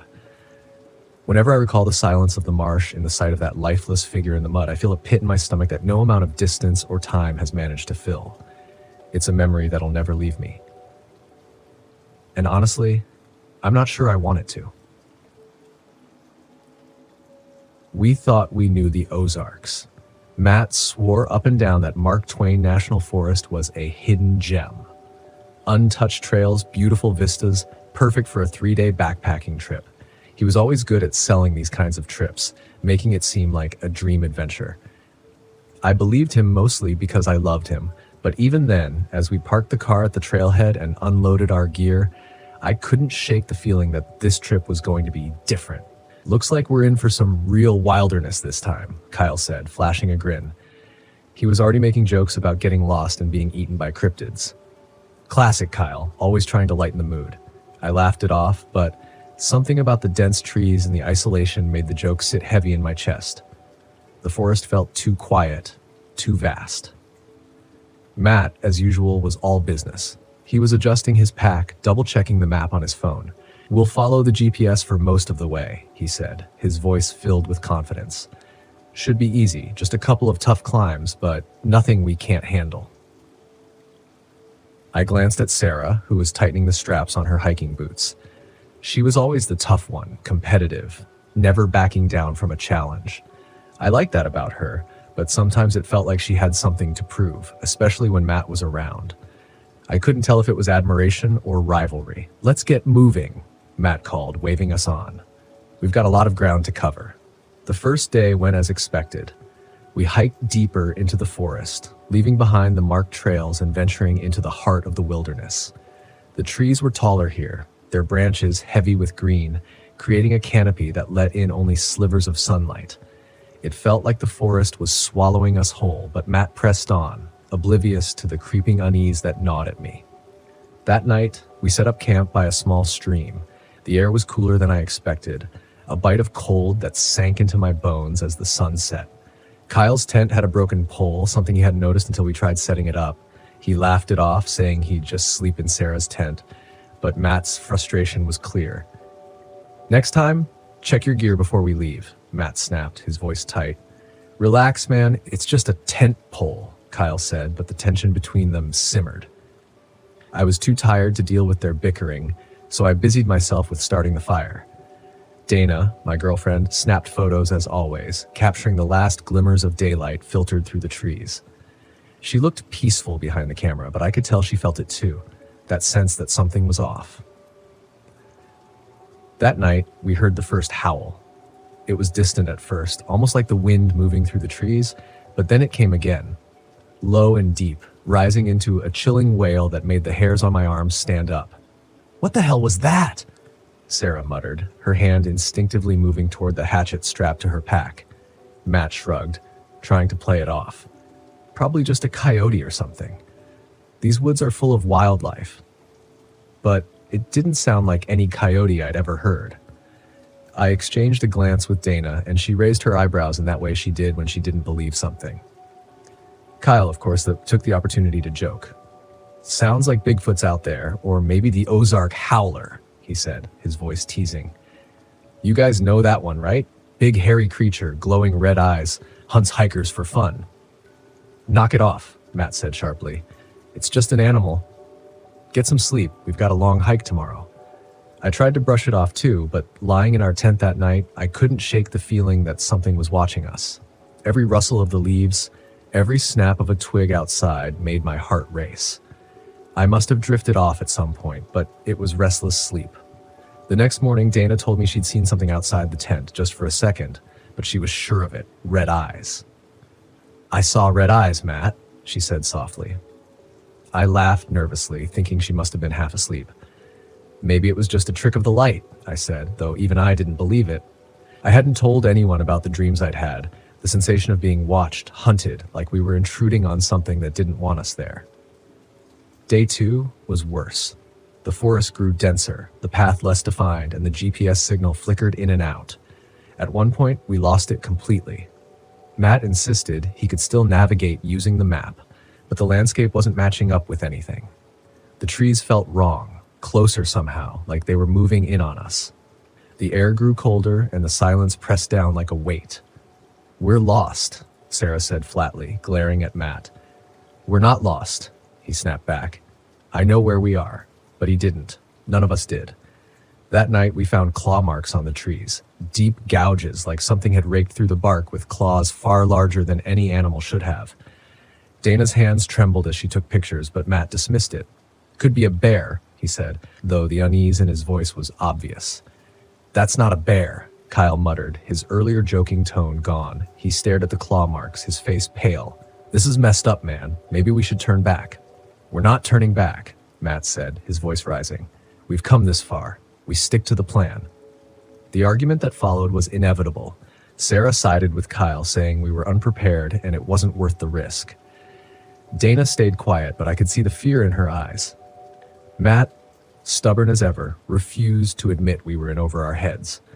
We set up camp again that night, and the howling returned. This time it was closer, louder, the sound reverberating through the trees like something was circling us. I barely slept, and when I did, I dreamt of those red eyes watching us from the darkness. In the morning, we found more signs, animal carcasses torn apart, strewn across the ground. Deer, mostly, their bodies mangled in ways that didn't make sense. No predator would kill like that, not for food. It was like something had ripped them apart for fun. Kyle was the first to voice what we were all thinking. "It's the howler, man. I'm telling you, this place is messed up." Matt, as always, refused to believe it. "It's just a predator. Wolves, maybe." "There are no wolves in the Ozarks," Sarah said, her voice shaking. "Not anymore." We kept moving, but the howls followed us, louder, closer. By late afternoon, we knew we weren't alone. We were being hunted. It was just before dusk when we saw it. We stopped to rest, setting our packs down near a small clearing. That's when Dana froze, her camera slipping from her hands. "Matt," she whispered, "behind you." I turned just in time to see it step out of the trees, hulking, shadowy, with glowing red eyes that burned through the dim light. Its body was massive, covered in thick dark fur, but its shape was wrong, twisted, like something caught between animal and something more. The howl that followed was like nothing I'd ever heard, a deep, guttural sound that shook me to my core. It didn't charge, it didn't attack. It just stood there, watching, as if daring us to move.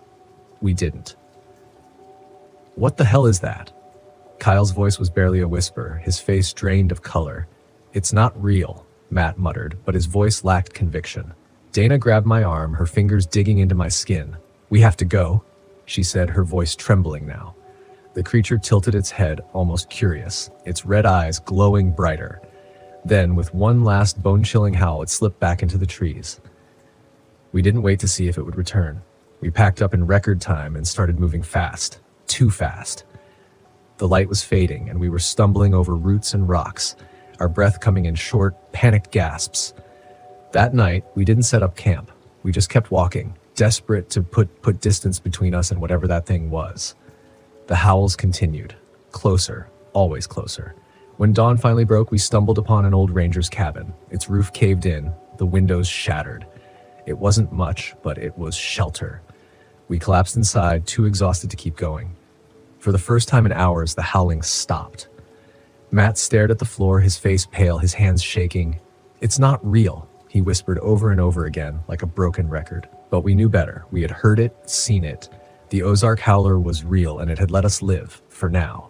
As we sat in that ruined cabin, the forest watching, waiting, I realized we hadn't escaped. Not really. The Howler was still out there, somewhere in the shadows, and it was only a matter of time before it came back.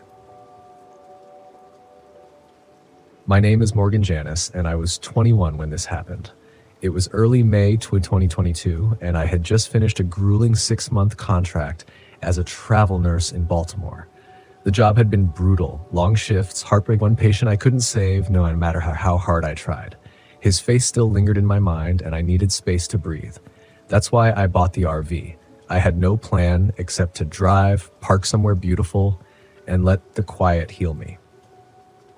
That's how I ended up at Sakika Creek near Smoko Canyon, West Virginia. The locals called it Devil's Gorge, but I didn't care about the name. I cared about the view. The pull-off was perfect, isolated and perched right on the edge of the gorge.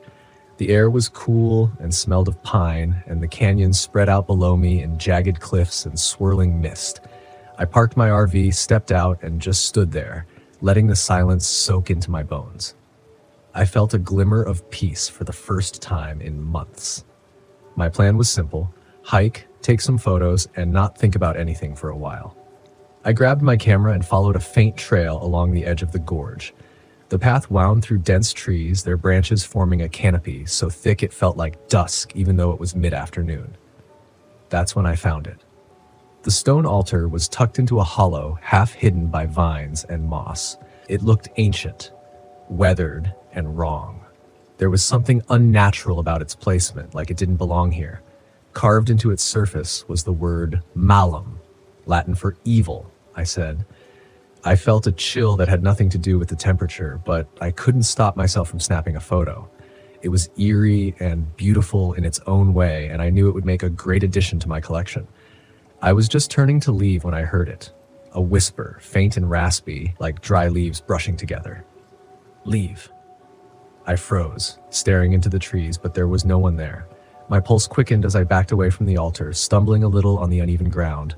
I told myself it was just the wind. It had to be the wind. That night, the wind came back. I was editing photos in the RV when I heard it, a soft scratching sound, like claws against metal. My stomach clenched as I turned off the lights, peering through the window. The moon cast long shadows across the ground, but there was nothing there. I stepped outside, armed with my flashlight, and saw the marks, claw-like scratches raked down the side of the RV. A surge of adrenaline shot through me as I swung the flashlight toward the trees, half expecting to see an animal. A bear, maybe. But the forest was still. Too still. No rustling leaves, no chirping insects, just silence. My breath fogged in the cold air, and I realized I was trembling. "Probably just a raccoon," I muttered, but I didn't believe it. The next morning, I told myself I was overreacting. The scratches were weird, sure, but it was the middle of the woods. Animals did strange things. I packed a lunch and decided to hike deeper into the canyon. Maybe I'd find a new trail, something to distract me. The gorge was stunning, its cliffs rising like jagged teeth on either side. The air felt heavy, as if the canyon was holding its breath, but I pushed forward. That's when I started noticing them, symbols. They were carved into the trees and scratched into the dirt, strange and unfamiliar. At first I thought they were just graffiti, but they didn't look like anything I'd seen before. They made my skin crawl. The trail led me to a dead end, a sheer drop into the gorge below. As I turned to head back, I heard it again, the whisper. It came from the trees, faint and raspy. Morgan? I froze. My name. It had whispered my name. I practically ran back to the RV, my heart pounding in my chest. When I got inside, I locked the doors and pulled down the blinds, telling myself I was being paranoid. But the fear wouldn't leave me.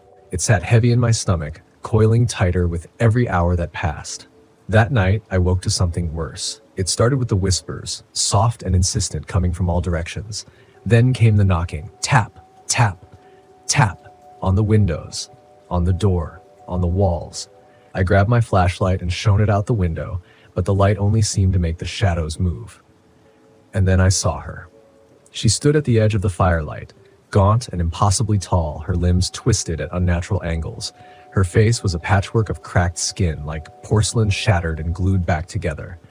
And her eyes, black, empty voids, locked onto mine. The whisper turned into a scream, piercing and relentless, and I stumbled back, clutching my ears. When I looked again, she was gone. The next day I tried to leave. I packed everything as fast as I could, desperate to put miles between me and the gorge. But the RV wouldn't start. The engine sputtered and died, no matter how many times I turned the key. I grabbed my pack and started walking, following the road back to the main highway. But every time I thought I was making progress, the path looped back to the gorge. It was impossible, like the forest was twisting itself around me.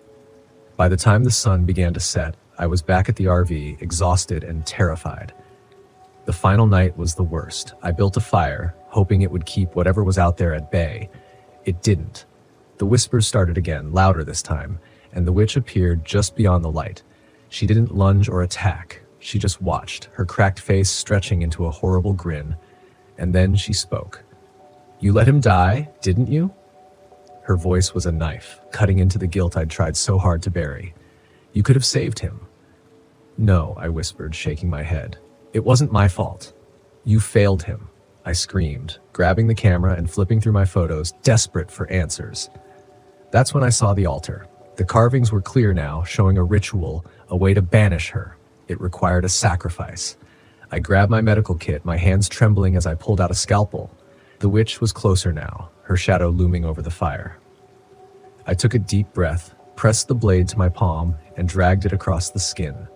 Blood pooled in my hand, warm and sticky, and I smeared it onto the photo of the altar. The air seemed to shatter. The witch screamed, high and shrill, and the fire roared to life. Her form twisted and buckled, pulled toward the gorge as if by invisible chains. I pressed my bleeding hand to the ground, whispering the Latin words I'd seen carved into the stone. Malum, a beat, evil, be gone. The witch collapsed into the earth, her body dissolving into ash, and then just like that, the forest was still. When the sun rose, the RV started without a problem. I drove until I hit the highway, not daring to look back. The photos I took in the gorge were corrupted, every one of them except for one. It showed the witch standing in the shadows, watching me. I deleted it. I haven't camped alone since. My name is Casey Halper, and this happened to me back in 2010 in Galveston, Texas, during an RV trip I took on a whim to clear my head after I quit my job as a substitute math teacher. I'd driven my rickety old RV into town on a Sunday morning, hoping for a bit of sunshine along the Gulf Coast. The air smelled of salt and fried shrimp, and the humidity clung to my skin. I'd saved up just enough to give myself a few weeks on the road, thinking I might figure out my next move in life. I wasn't married, didn't have kids, but I joked that my students were my family. I missed them already, even if I'd acted relieved to be gone. That morning, I pulled my RV into a small campground near the shore, found a spot by a row of scraggly palm trees, and set up. There was this older man next to me named Gus. He was leaning against his rust-spotted truck wearing a tropical shirt that might have been bright in another decade. He nodded. "Morning, son," he said. "You new here?" I told him my name, and he introduced himself. We fell into easy conversation. Turned out Gus had been living in that campground for 2 months, paying by the week, saving money by working odd jobs at the local marina. He claimed the fish out there were enormous if you knew the right spots. After I got settled, Gus invited me for a ride into town. I liked that he was easygoing, so I said, sure. We passed old Victorian houses and boarded up shops, still recovering from storms. He pointed out a cheap seafood joint called Clancy's that he said had the best oysters in town. We grabbed lunch there, chatting about everything, my teaching days, his days in the Coast Guard, and the places we'd been. The hush puppies were great, but I'll be honest, I was more excited to get out on the water. I told him I wouldn't mind joining him on a fishing trip if he was up for it. Gus gave me a friendly shrug and said, "Sure thing, Casey. We can head out tomorrow." The next day, we arrived at the marina at dawn. A few folks milled around loading boats. Pelicans glided overhead. I was half awake, but the breeze helped. Gus had rented a rickety fishing vessel from a guy named Toby, a wiry fellow with sun-baked skin and a missing front tooth. He seemed friendly enough, cracked jokes about the seat cushions being older than me, teased Gus about never catching anything bigger than a catfish. Toby's grin was disarming, and I liked him right away. We set off, the boat chugging out into the bay, water splashing up the sides. I expected a leisurely morning with lines in the water and maybe some decent conversation. I was wrong. About an hour in, another skiff pulled up alongside us, its motor coughing. A tall man in a faded red baseball cap stood at the helm. I saw the glint of something metallic in the boat, but I figured it was just a fishing gaff. Gus stiffened the moment he spotted the skiff. He told me under his breath to keep quiet. Toby, who'd been laughing minutes earlier, went silent. Then the man in the cap pulled closer, and I noticed a second man near the stern like a linebacker. The tall one barked out. "Toby, you trying to vanish on me?" Toby forced a smile. "We're just out fishing, Manny," he said. The big guy at the back slid a large duffel bag onto our deck. Gus looked at me, eyes wide. Manny seemed to glance in my direction. He pointed a finger toward Toby. "I told you we'd handle this quietly." "Who's your friend?" Toby stammered. "He's no one, just a paying customer." Manny looked anything but reassured. I felt my stomach twist. It hit me that maybe Toby wasn't just some nice guy renting out boats. Manny let out a strange cold chuckle. "Open the bag, Toby." Toby didn't move, so Gus leaned forward to unzip it. Inside, I glimpsed what looked like plastic-wrapped bricks. It didn't take a detective to figure out it was probably drugs. Manny nodded. "You owe me, Toby. I'm collecting." Toby's face turned a shade paler. Suddenly, Manny hauled himself on board our vessel, the big guy following. My mind was racing. Gus's posture said he wasn't going to take this lying down, but the men looked armed. Manny pulled out a small pistol, pointed it at Toby. "Did you think you could skip town? Take my product out for a joyride?" Toby's voice trembled. He said something about needing more time, about everything being under control. I stood still. My heart hammered and my hands got sweaty. I tried to appear small, like I was just a clueless fisherman. The boat rocked beneath us, the water slapping the hull. Manny pressed the gun to Toby's chest. Then Toby made a desperate lunge for Manny's arm. A shot cracked through the morning air. Toby dropped to his knees and I froze. Blood spread across his shirt. He collapsed in front of me, his eyes wide open. Gus let out a horrified shout and Manny turned, gun smoking. The big guy with him grabbed Gus by the collar. "You want to end up like Toby?" Manny asked. His voice had a manic edge. I took a step back, but Manny barked at me not to move. Toby was gone. I couldn't believe how fast it had happened. The smell of gunpowder hung in the humid air. I heard gulls screaming overhead. Manny turned to me. "Who are you?" I felt my voice catch. "I'm just a traveler," I whispered. "Wrong place, wrong time." I truly meant that. He stared at me, eyes narrowed. I could hardly breathe. The big guy rummaged around in the boat, found our cooler, tossed out the soda cans. Manny jerked his chin at the duffel. "Get rid of Toby's body or I'll get rid of you." My stomach lurched. I'd never touched a dead person before.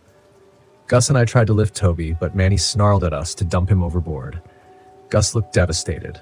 He muttered something like an apology as we slid Toby's body into the bay. We watched him vanish into the dark water. Manny seemed impatient, pacing the deck. The big guy hoisted the duffel back onto their skiff. For a second, I thought maybe they'd leave. But Manny turned to us, gun still in hand. "You two are coming with us," he said. "You're accessories now." He demanded that Gus pilot our boat and follow him to a secluded spot. I didn't know what Manny planned, but it didn't look good. Gus clutched the wheel with shaking hands. He muttered, "Nick, I'm sorry. I didn't know Toby was into this mess." I could see Manny's reflection in the windshield, eyes on us. The man in the red cap was sweating, lips pressed tight like he was thinking 2 steps ahead. We reached an abandoned dock hidden behind a rundown cannery building. Rusted steel and old netting cluttered the shoreline. Manny motioned for us to tie up the boat. Then he told the big guy to keep watch. Manny got on his phone, speaking in low tones while Gus and I stood there uncertain. My mind raced. I needed a plan. We were in a deserted part of the marina. No one around but rotting piers and broken crates. That's when I spotted a length of pipe resting against the dock's crumbling edge. The big guy paced a few yards away, glancing over his shoulder whenever Manny's voice rose on the call. Gus and I locked eyes. I could see the fear in his face, and I'm sure mine showed the same, but I mouthed, "Distract him." Gus nodded, heart pounding in his chest so loud I almost heard it. Gus cleared his throat. "Hey, mind if I grab some water from the cooler?" The big guy shrugged. I took a few steps sideways, sliding near the pipe. Manny was still on the phone, his voice drifting. I realized this might be our only chance. Gus reached for the cooler, fumbled with it, intentionally knocking it over. Cans rolled across the deck, rattling. The big guy growled a complaint, stooping to pick up a can. That was my moment. I snatched the pipe and swam hard. It connected with a dull crack across his arm, and he stumbled, howling in pain. Manny spun around with a gun, but Gus flung a soda can at him, hitting Manny's shoulder. Manny staggered, and I took another swing. I missed Manny, but the pipe struck the gun, sending it skidding across the deck. Gus tackled Manny, and they both toppled to the ground. I scrambled to grab the gun, but it slid behind a crate. Manny wrestled with Gus, fists flying. The big guy, clutching his arm, charged at me with a wild look. He swung a fist, connecting with my jaw. Pain shot through my face. I barely stayed on my feet. I raised the pipe again, but he caught it in his good hand, yanking me forward. Then Gus shouted my name. He'd managed to shove Manny off him. Manny tried to launch for the gun behind the crate, but Gus tackled him again. I felt the big guy twist the pipe out of my grip. He was about to swing at me, but a shot rang out. For a split second, everything went still. The big guy collapsed face first onto the deck. Gus stood behind him, the gun shaking in his hands, a look of shock on his face. Manny rolled away, scrambling behind a barrel, blood on his shirt from somewhere. I snatched the pipe again, adrenaline flooding my system. Gus had the gun. Manny stared at us, eyes flicking between Gus and me, looking for an opening. Then he bolted up the dock. Gus fired once more, missing Manny by inches. Manny kept running, vanishing between stacks of old pallets. Gus wanted to chase him, but I shouted, "We need to go." My jaw throbbed and my thoughts were scattered. We jumped onto the boat, leaving the big guy's body on the dock. I cranked the motor and Gus kept the gun pointed at the shore in case Manny reappeared. We sped away, the engine whining. Fear pounded in my chest like a drum beat. There was no telling if Manny had more accomplices or if he'd come after us. My hands trembled on the wheel. After we reached the main marina, I spotted a police cruiser parked near a bait shop. We docked. Gus looked ready to collapse. We stumbled over to the officers, words tumbling out of us in a rush. We told them about Toby, the contraband, the murder. They called it in and more units arrived within minutes. An ambulance showed up too, but it was too late to help Toby. A few bystanders watched with concern, their days spoiled by the sight of 2 frantic men babbling about guns and death. The police ended up swarming that rundown cannery. They found the big guy's body. Manny was gone, though. The authorities said they'd put out a statewide alert. They interviewed Gus and me, took our statements, tested Gus's hands for gunpowder residue. By late afternoon, I was in a daze. I decided right then that my RV trip needed to end. I didn't care about the money I'd spent on gas. Gus was equally shaken. We parted with a half hug. He planned to leave Galveston as soon as he could. I drove my RV out of that campground before nightfall, passing the old Victorian houses again. My jaw ached and I had bruises on my arms. Toby's face still haunted me. I heard the shot in my mind each time I blinked. I kept telling myself I had done the only thing I could, but it didn't make it easier to swallow. They never found Manny, at least not while I was around. Sometimes, though, I remember the smell of salt water and the sight of Toby's body slipping into the bay. I haven't been back to Galveston since, and I don't think I ever will. It was still dark when I arrived at Devil's Tower. The silhouette of the monolith rose above the horizon like a jagged alien structure. The first light of dawn barely touched the sky, but the outline was unmistakable. This place had always felt otherworldly, as if it didn't belong to the same earth the rest of us walked on. I parked the RV in the farthest corner of the campground, away from the few other visitors scattered throughout the park. I wanted isolation, needed it, actually after months of losing myself in work and failing to fix my crumbling marriage. I thought this trip might offer me some clarity. If nothing else, I had my research to keep me focused. Legends of Devil's Tower had fascinated me for years, but one in particular always stuck out: the legend of the Watcher. Native tribes in the region spoke of a spirit that guarded the tower, a being that offered ancient knowledge to those who sought it, but demanded a steep price in return. As a history professor obsessed with ancient folklore, I couldn't resist the lure of that story. I had come to Wyoming to dig deeper into those legends, hoping to uncover something, anything, that might be hiding in the shadows of the tower. I stepped out of the RV, the crisp morning air biting at my skin. The towering spires of pine trees loomed around me, then creating an unsettling sense of isolation. I unpacked my gear, set up camp, and grabbed my notebook. The plan was simple: hike around the base of the tower, take some notes, and maybe, just maybe, find something that would finally make all the pieces click. As I set out toward the trail that led to the tower, I passed an older man in a park ranger uniform, grizzled with deep lines etched into his face. His eyes were sharp, though, alert in a way that made me feel like he saw more than the average person. "Morning," he said, tipping his hat. "Morning," I replied, glancing briefly at his name tag. "Tom, you here for the sights or something else?" His tone was casual, but there was an edge to it. I hesitated. "Research, mostly. I'm looking into some of the old Native American stories about the tower." He nodded slowly, his gaze flicking toward Devil's Tower. "The Watcher, huh?" I stopped.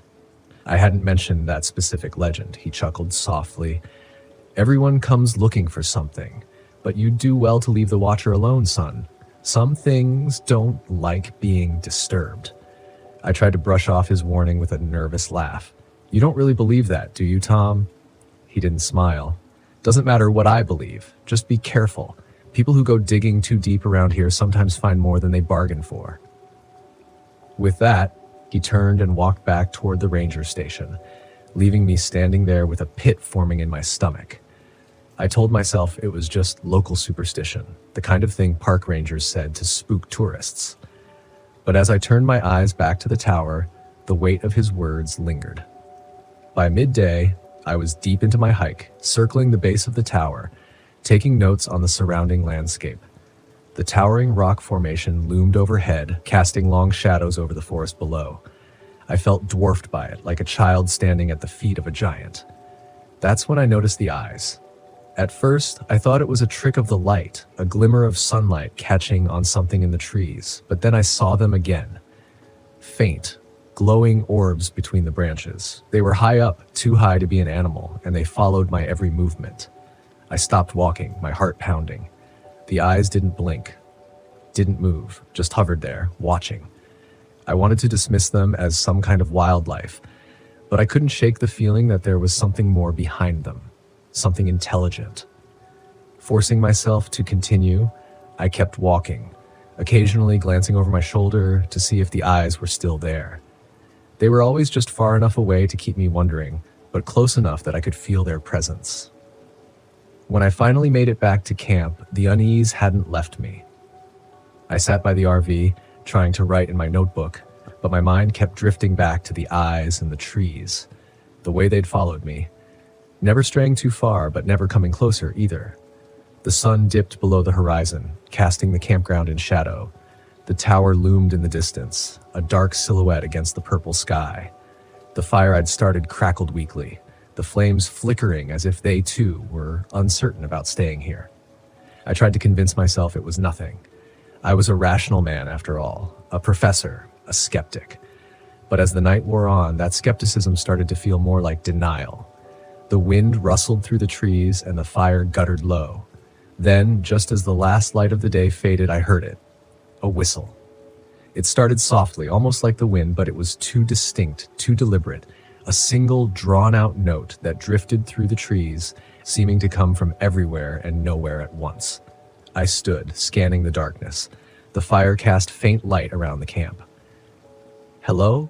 I called, though I wasn't sure what I expected to hear in return. The whistle came again, sharper this time, closer. I grabbed my flashlight and swung the beam into the trees, but there was nothing, no movement, just the oppressive stillness of the forest. The whistling stopped, leaving behind a silence that felt heavier than before. I sat back down, but sleep didn't come easily that night. Every creak of the RV, every rustle of the trees made me bolt upright, expecting to see those glowing eyes or hear that eerie whistle again. I told myself it was just my imagination, just nerves from being out here alone. But the uneasy feeling stuck with me, settling deep in my bones. The next day, I set out again, hoping to shake the paranoia that had settled over me. I hadn't gone far when I ran into Julie, a solo traveler I'd briefly noticed the day before. She was standing at the edge of the trail, staring up at Devil's Tower, a strange look on her face. "Beautiful, isn't it?" she said as I approached, though her tone didn't match her words. There was something off about the way she spoke, like her mind was somewhere else entirely. "Yeah," I replied. "I've been hiking around, looking into the old legends. You know about the Watcher?" She turned to me, a slow smile spreading across her face. "The Watcher? You're looking for it?" I nodded, uneasy. "It's just research." Julie's smile widened, but it didn't reach her eyes. "The Watcher doesn't like to be found. You know, it watches, but it doesn't want to be seen." I opened my mouth to respond, but the words stuck in my throat. Something about her was wrong. She seemed too calm, too knowing. The way she stared at me made my skin crawl. Before I could say anything else, she turned and walked back toward her campsite, leaving me standing there, heart pounding for reasons I couldn't explain. That night, the whistling returned, louder this time, persistent. I sat by the fire, gripping my flashlight, eyes darting between the trees. The whistle circled the campsite, moving closer then further away, like it was testing me, toying with me. Then, just beyond the flickering light of the fire, I saw him, a figure tall and gaunt, standing at the edge of the woods. His face was pale, hollow-eyed, and his mouth was pursed as the tuneless whistle drifted from his lips. My throat tightened. "Who are you?" I asked. The figure didn't answer. He just stood there, whistling that same eerie note. My chest tightened with a sudden surge of panic. I stumbled back toward the RV, tripping over a rock and falling to the ground. When I looked up, he was gone. I scrambled inside, locking the door behind me. The sound of my breath was too loud in the confined space. The next morning, I found footprints around the campsite, small indentations in the dirt leading in circles around the fire. They hadn't been there before. On the final night, I couldn't take it anymore. The dreams of Devil's Tower had become unbearable, nightmares of the stone pulsing, breathing like a living thing. I dreamt of eyes, hundreds of them, watching me from the shadows, always watching. I had to go to the tower. I had to see it up close. I grabbed my gear and set out under the cover of darkness, the whistle guiding me, pulling me toward the monolith. The trees seemed to close in around me as I walked, their branches reaching out like skeletal fingers. The stars above twisted and shifted, unfamiliar constellations blinking in and out of existence. As I neared the base of the tower, I saw her again. Julie, standing at the foot of the rock, her face pale and her smile too wide.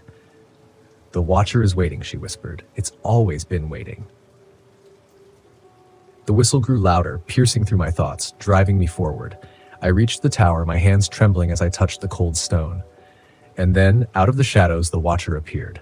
It was a massive, shadowy figure, its body indistinguishable from the darkness, but its eyes glowing, burning orbs that stared into me, through me. It didn't speak with words, but its presence filled my mind, offering me ancient knowledge, secrets of the tower, of the universe, of myself. But the price. I could feel it gnawing at the edges of my sanity. The more I listened, the more I realized that accepting its offer would mean losing everything: my mind, my soul, everything that made me me.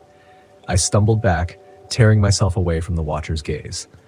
The whistle reached a fever pitch, and I ran. The ground beneath me shifted and warped as the world collapsed around me. I barely made it back to the RV. When I crossed the threshold, the whistling stopped. The forest fell silent. I drove away as the first light of dawn touched the sky. The image of the watcher's eyes burned into my mind. I knew I would never be the same. My name's Quinn Stevens, and this whole thing went down back in 2025 when I was camping out in Badlands National Park, South Dakota. I'd taken up solo RV trips as a way to clear my head after my divorce. Something about the quiet of the open land and rugged terrain helped me reset. I had my old 92 camper and enough coffee to last me a week. I'd parked just shy of the White River overlook for a few days' stay, surrounded by the stark, jagged rock formations that stretched as far as the eye could see. I was there for peace, solitude, and if I was lucky, a little self-reflection. I'd come alone and didn't expect much company. By the third night, I was settled in for an early sleep after a long hike. I had my windows cracked just a bit for the breeze when I heard it. Laughter. I mean, sure, people camp out here, but this was late and it was strange. Not your usual campfire banter, but more like a mocking cackle that cut through the silence. I ignored it, figuring it was just some folks winding down from a long day, though the echo of that laughter felt out of place. About an hour later, I woke up again. The laughter was still there, but closer now. I squinted through the window, expecting to see a few headlamps in the distance, but there was nothing. Just that laugh echoing in the darkness. It didn't sound right, like someone was forcing themselves to sound amused, repeating the same tone over and over. I tried shaking it off as an animal call or even the wind playing tricks. The Badlands can mess with your head, after all. But when I stepped out of the camper for a quick look around, I found no one. Just endless, barren landscape under a half moon. A shiver ran through me and I decided to lock up, double-checking every door before finally lying back down. I don't know how long I was asleep before a loud bang jarred me awake. The laughter was gone, replaced by a hard, rhythmic pounding against the side of my camper. Someone was slamming their fist, or something hard, right against the metal, and it wasn't stopping. Bam, bam, bam. Each hit was steady and relentless, like they were waiting to get a reaction. My heart pounded in my chest. I jumped up, peering through the window again. Nothing. I stayed frozen, listening, hoping it would just stop on its own. But it went on for what felt like forever, and then it stopped as abruptly as it had started. When the silence settled back in, I thought I might finally be able to get back to sleep, maybe chalk it all up to some odd wildlife behavior. But as I closed my eyes, a voice, low and almost mocking, whispered from right outside. "Quinn, oh Quinn." My blood turned to ice. I knew that voice. It was unmistakably mine, but distorted, twisted, like someone was mimicking me in a sick, eerie way. I jumped out of bed and turned on every light in the camper, standing there in a ridiculous daze, holding a flashlight in one hand and a kitchen knife in the other. My own voice called out again from the darkness. "Quinn, come on out. We're having fun, aren't we?" I'd had enough. I grabbed my keys, planning to fire up the RV and leave no matter the hour. But when I turned to the driver's side, a shadow was blocking my view through the windshield. A large, bulky figure stood right in front of the camper, motionless. I squinted, trying to make out details, and as my eyes adjusted, I saw what he was wearing. A grinning mask, the kind kids wear for cheap Halloween scares, except this one had been twisted and smeared with red streaks across the mouth. The man tilted his head, as if he were considering something, then took a slow, deliberate step toward the driver's door, reaching for the handle. I fumbled with the locks, making sure everything was secured, then backed away, scrambling to find my phone to call for help. But as I raised the phone, the signal dropped, and I was left with nothing but an empty line. There was no service out here, not that deep in the Badlands. I was on my own. The banging started again, this time on the back window, then the sides. Whoever was out there had help, at least 2 or 3 people, all pounding on the camper from every angle. It was a coordinated attack, each thud coming in sync, like they were performing some twisted ritual. I didn't know what they wanted, but I knew they were playing with me, getting a sick thrill from my fear. I crouched low, my back pressed against the door as I scanned my surroundings for anything I could use as a weapon. There was a heavy wrench in the toolbox under the sink, and I gripped it like it was my lifeline.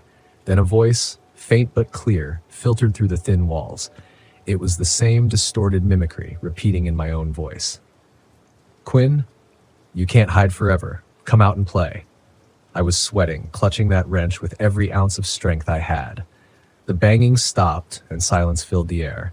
I strained to listen, half hoping they'd left. But then a soft scraping started at the back window. It was a knife, dragging, scratching, just to let me know they could get it in if they wanted to. It felt like hours passed with nothing but that slow, taunting scrape filling the air. Finally, I heard footsteps retreating, fading into the distance. But I didn't dare move. I waited, huddled in the dark for what felt like an eternity until the sun began to rise, spilling light over the Badlands. The pounding was gone. But as I stepped outside, I saw something on the ground near my camper. A torn piece of cloth, and smeared on the door was a single handprint, red and sticky. I tried to rationalize it, convincing myself it was just a prank.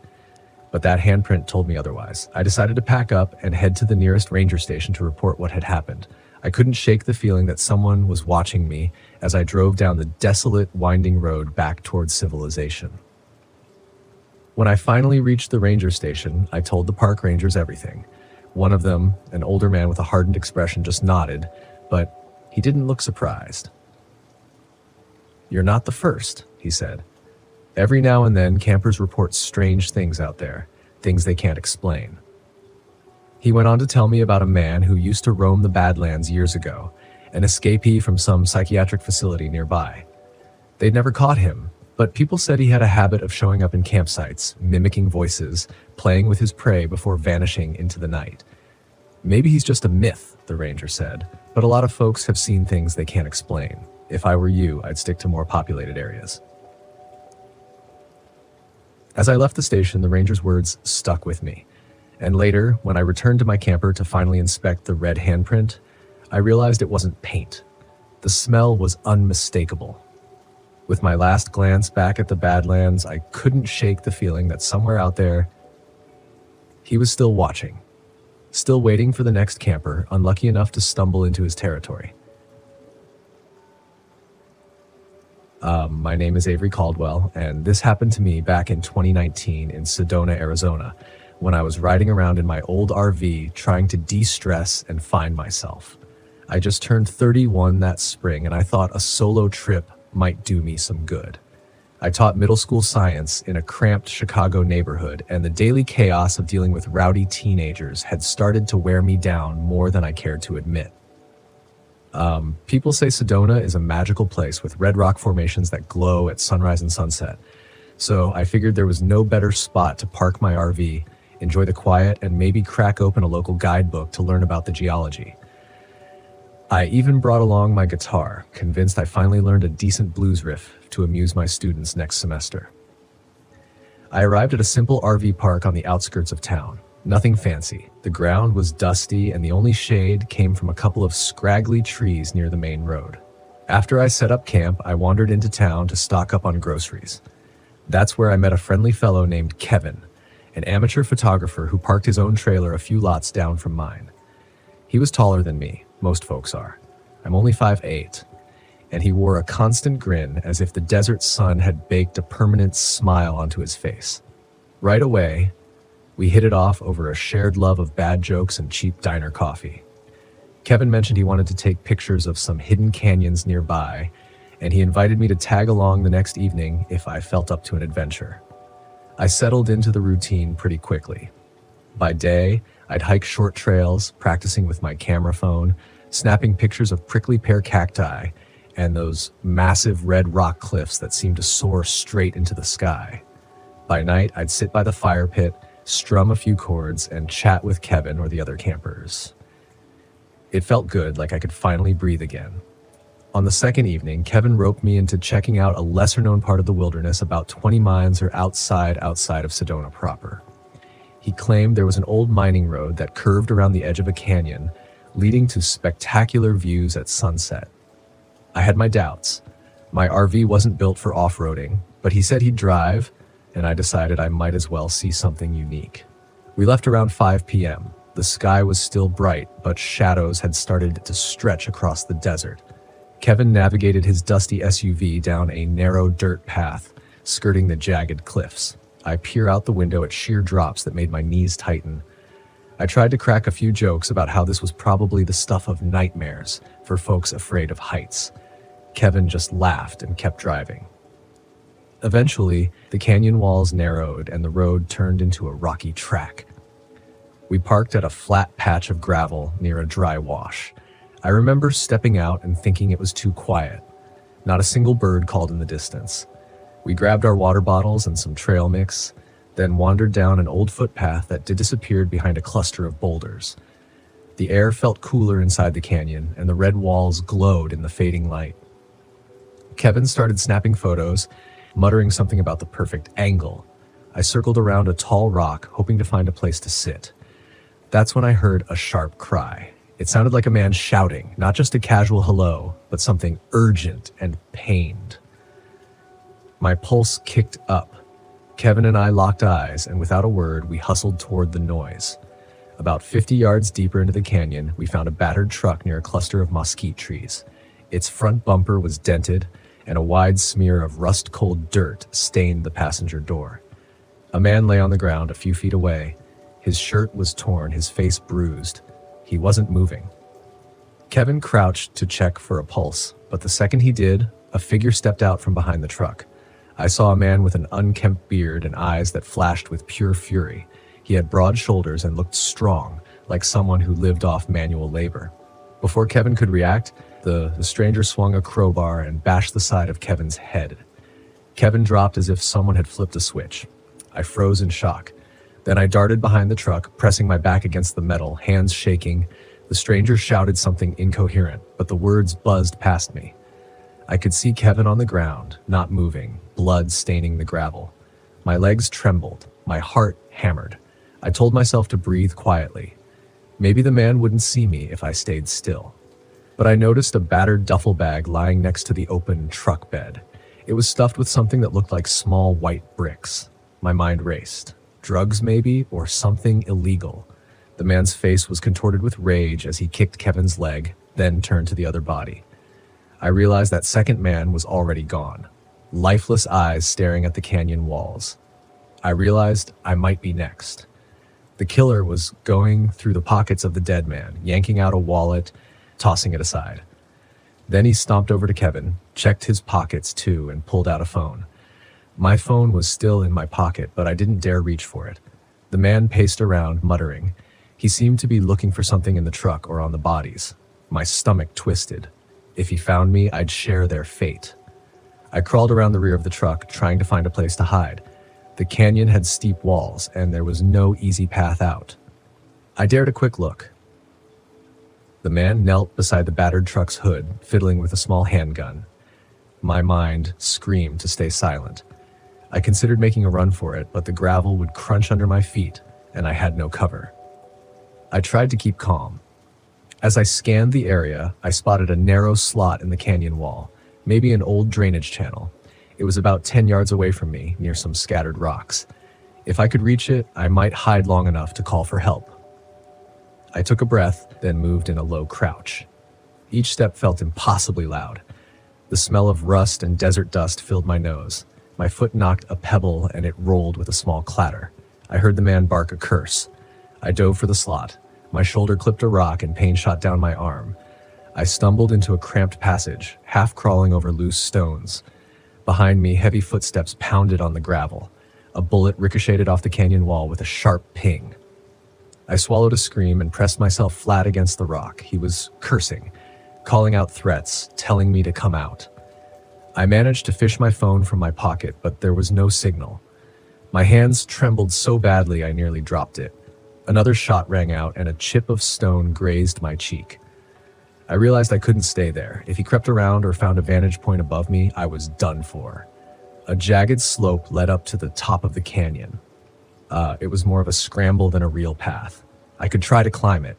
If I lost my footing, I'd probably break a leg or worse, but staying put meant certain death. So I inched along, pressed tight to the wall. My shoes slipped on the loose gravel, and every small rock that tumbled down sounded like an explosion in the still air. Halfway up, I looked back and saw him appear at the mouth of a slot. He raised the gun again, and I ducked behind a boulder, heart pounding so hard it blurred my thoughts.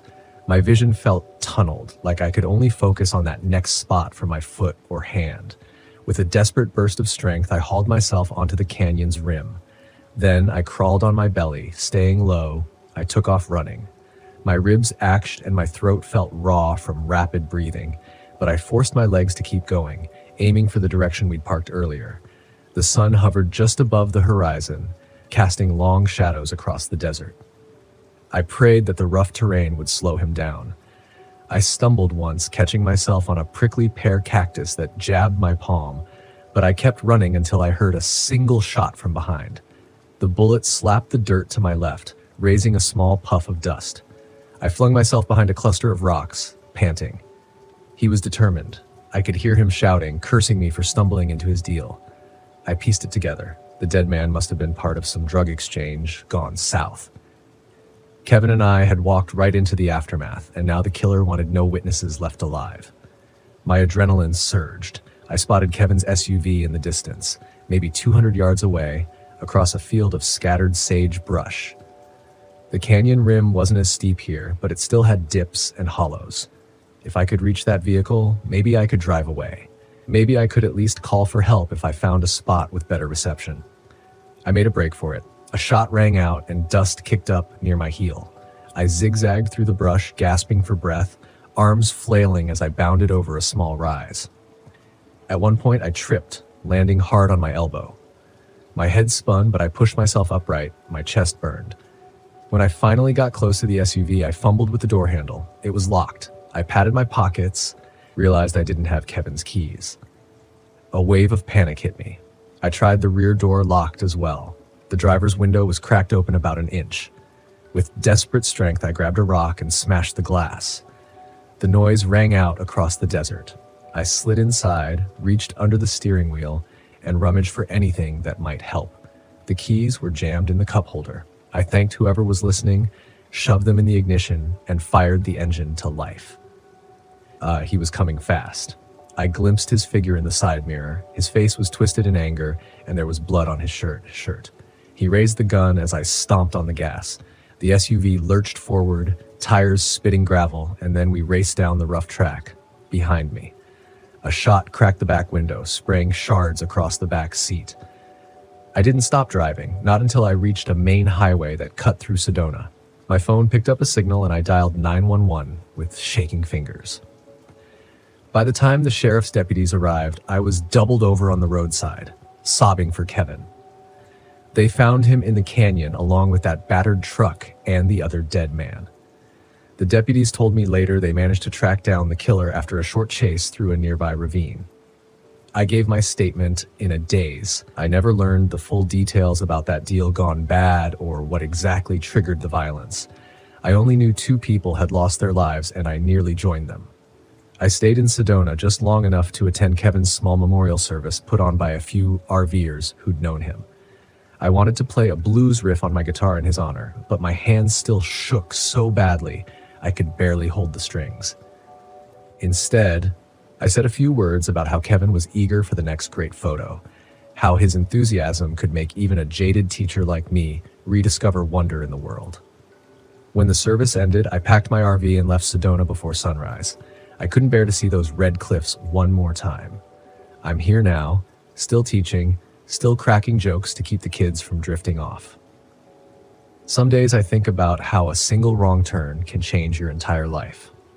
And that's really all there is to it.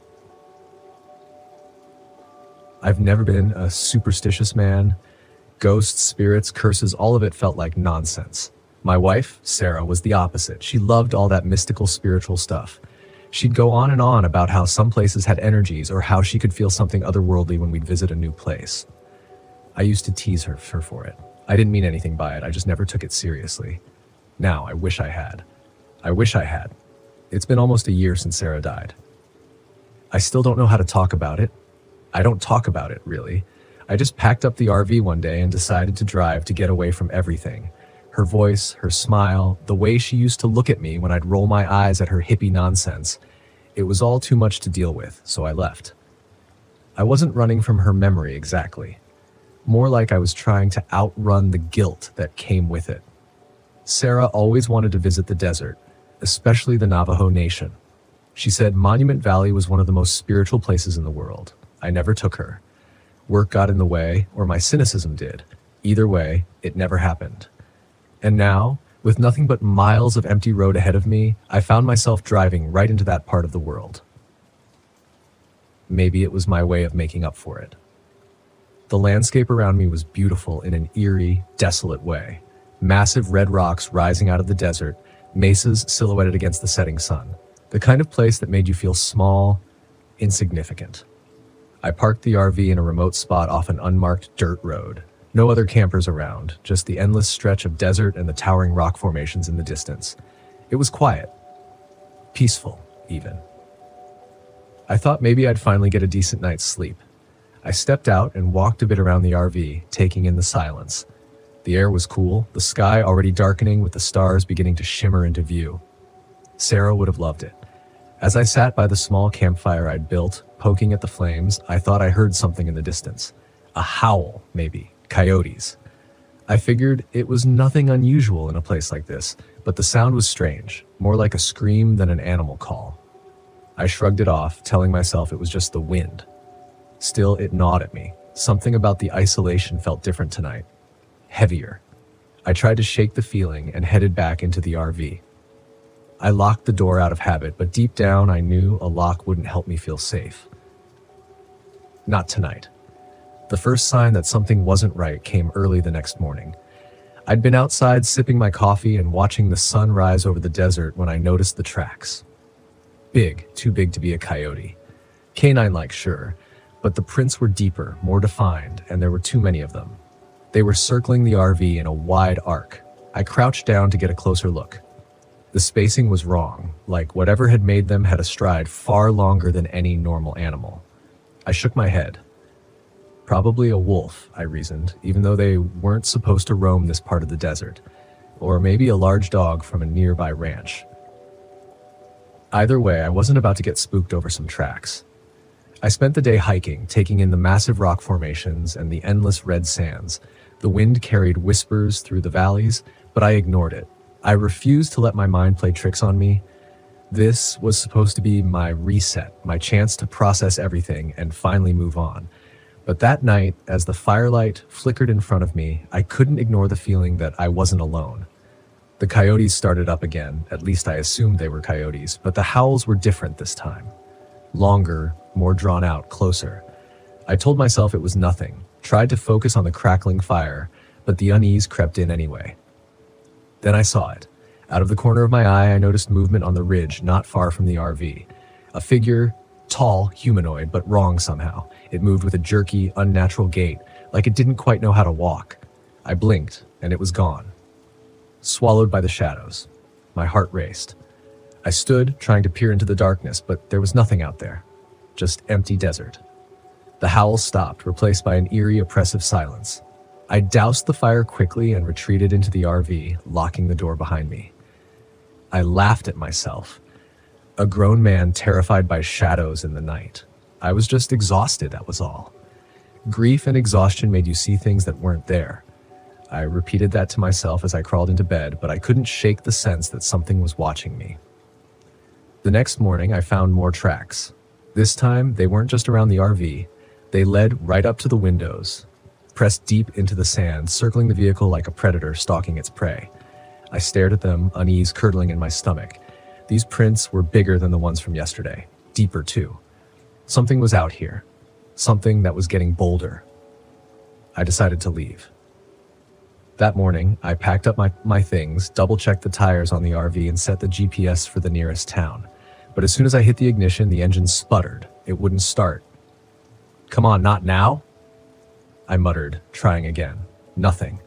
I went outside to check the engine, hoping it was something simple, but when I popped the hood, everything looked fine. There was no reason for the RV to stall like this. Yet there I was, stuck in the middle of nowhere with no cell signal and no way to leave. As the day wore on, that strange feeling of being watched never left. I kept glancing over my shoulder, certain I'd catch sight of that figure again, but the desert was still dead quiet. That night, it came closer. I heard it long before I saw it. Footsteps outside the RV, soft at first, but growing heavier, more deliberate. Something was walking around, pacing as if deciding what to do next. I stayed perfectly still inside, listening as the footsteps circled the RV, stopping near the windows. Then came the scratching. At first I thought it was a branch scraping against the side of the RV, but the sound was too methodical. It came in short bursts, like claws dragging across metal, testing the strength of the walls. I grabbed the flashlight and crept to the window, slowly pulling back the curtain just an inch. My breath caught in my throat. There, outside in the dark, was the figure I had seen on the ridge. But it was clearer now, standing in the moonlight, just feet from the RV. It wasn't human. At least not anymore. It looked like a man, but its limbs were wrong. Too long, too thin. Its skin was stretched tight over its bones, and its face, it was shifting, contorting, flickering between the face of a man and that of a coyote. It stopped scratching and turned toward the window, as if it could sense me watching. Its eyes, yellow and gleaming, locked onto mine for a moment. Time seemed to freeze. Then it bared its teeth in a sickening grin. I staggered back, heart pounding in my chest, and stumbled toward the door. I had to get out. Had to run. But as soon as my hand reached for the latch, I heard it. Mark. I froze. Mark, it's me. The voice, it was Sarah's. Soft, familiar, and filled with the love I hadn't heard in almost a year. I turned slowly, staring at the window.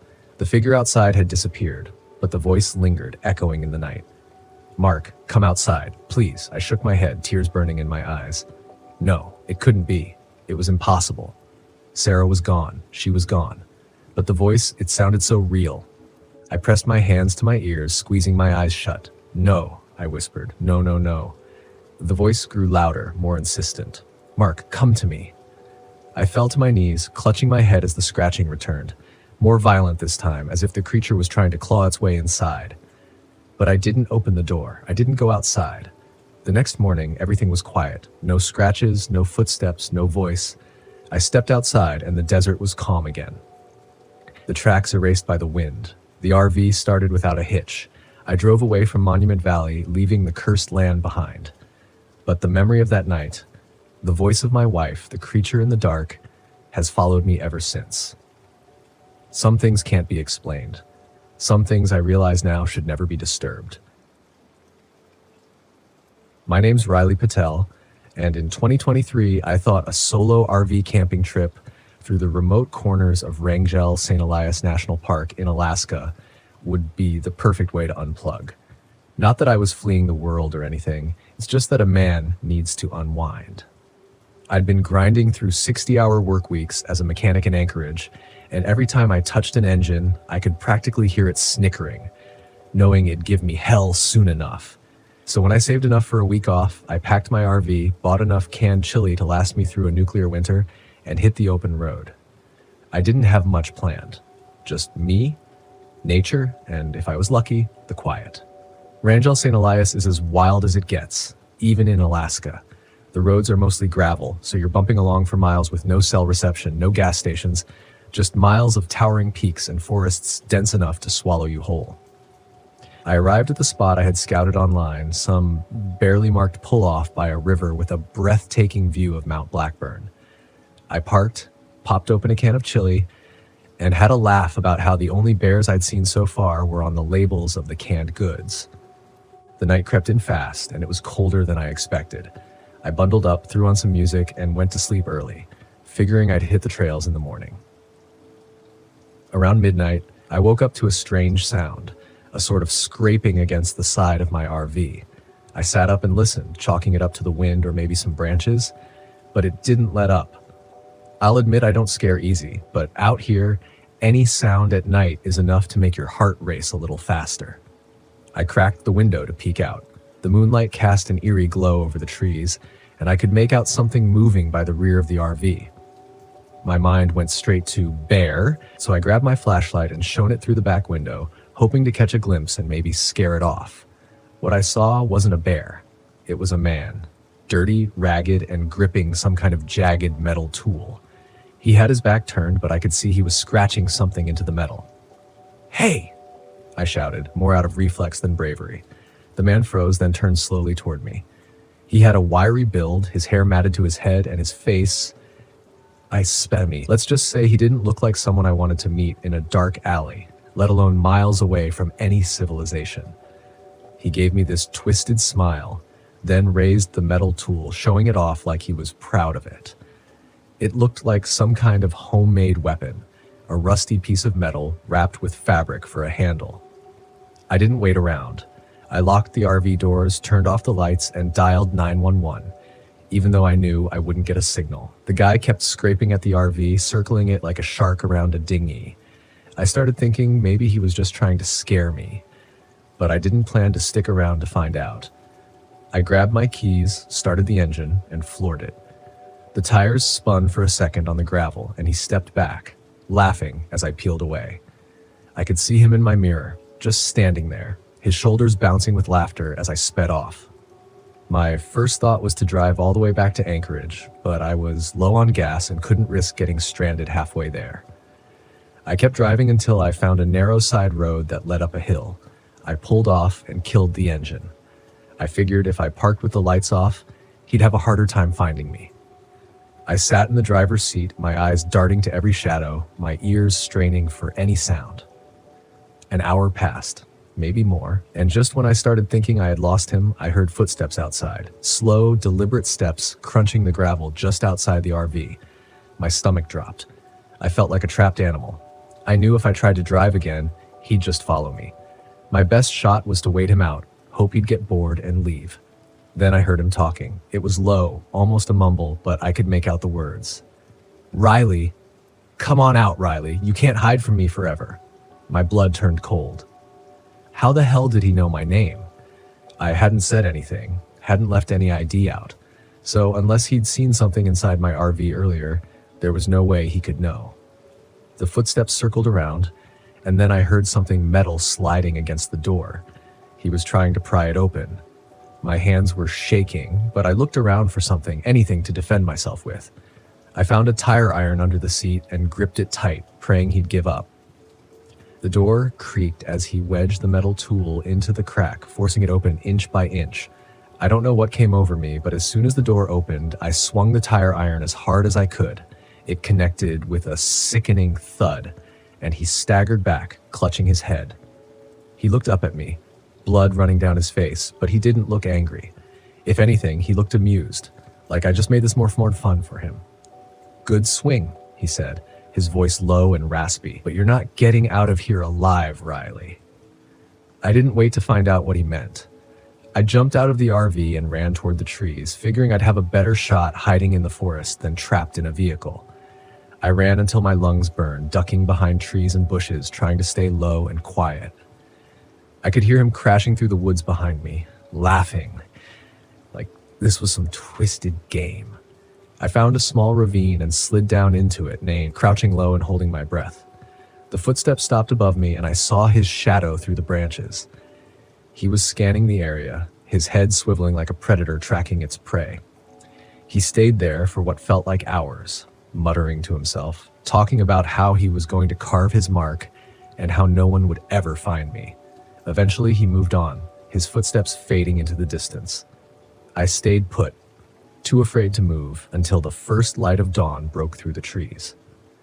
I crawled out of the ravine, scraped and bruised, and made my way back to the RV. It was wrecked. He'd scratched symbols and words all over the side, the kind of stuff you'd expect to see in some horror movie. Half-finished phrases about judgment and the reckoning. There were dents in the metal where he'd tried to pry his way back in, and the door was barely hanging on its hinges. I gathered what I could, anything useful, and started walking back down the road. It took me most of the day, but I finally reached a ranger station. They didn't believe me at first, thought I'd made it up or maybe had some kind of mental break.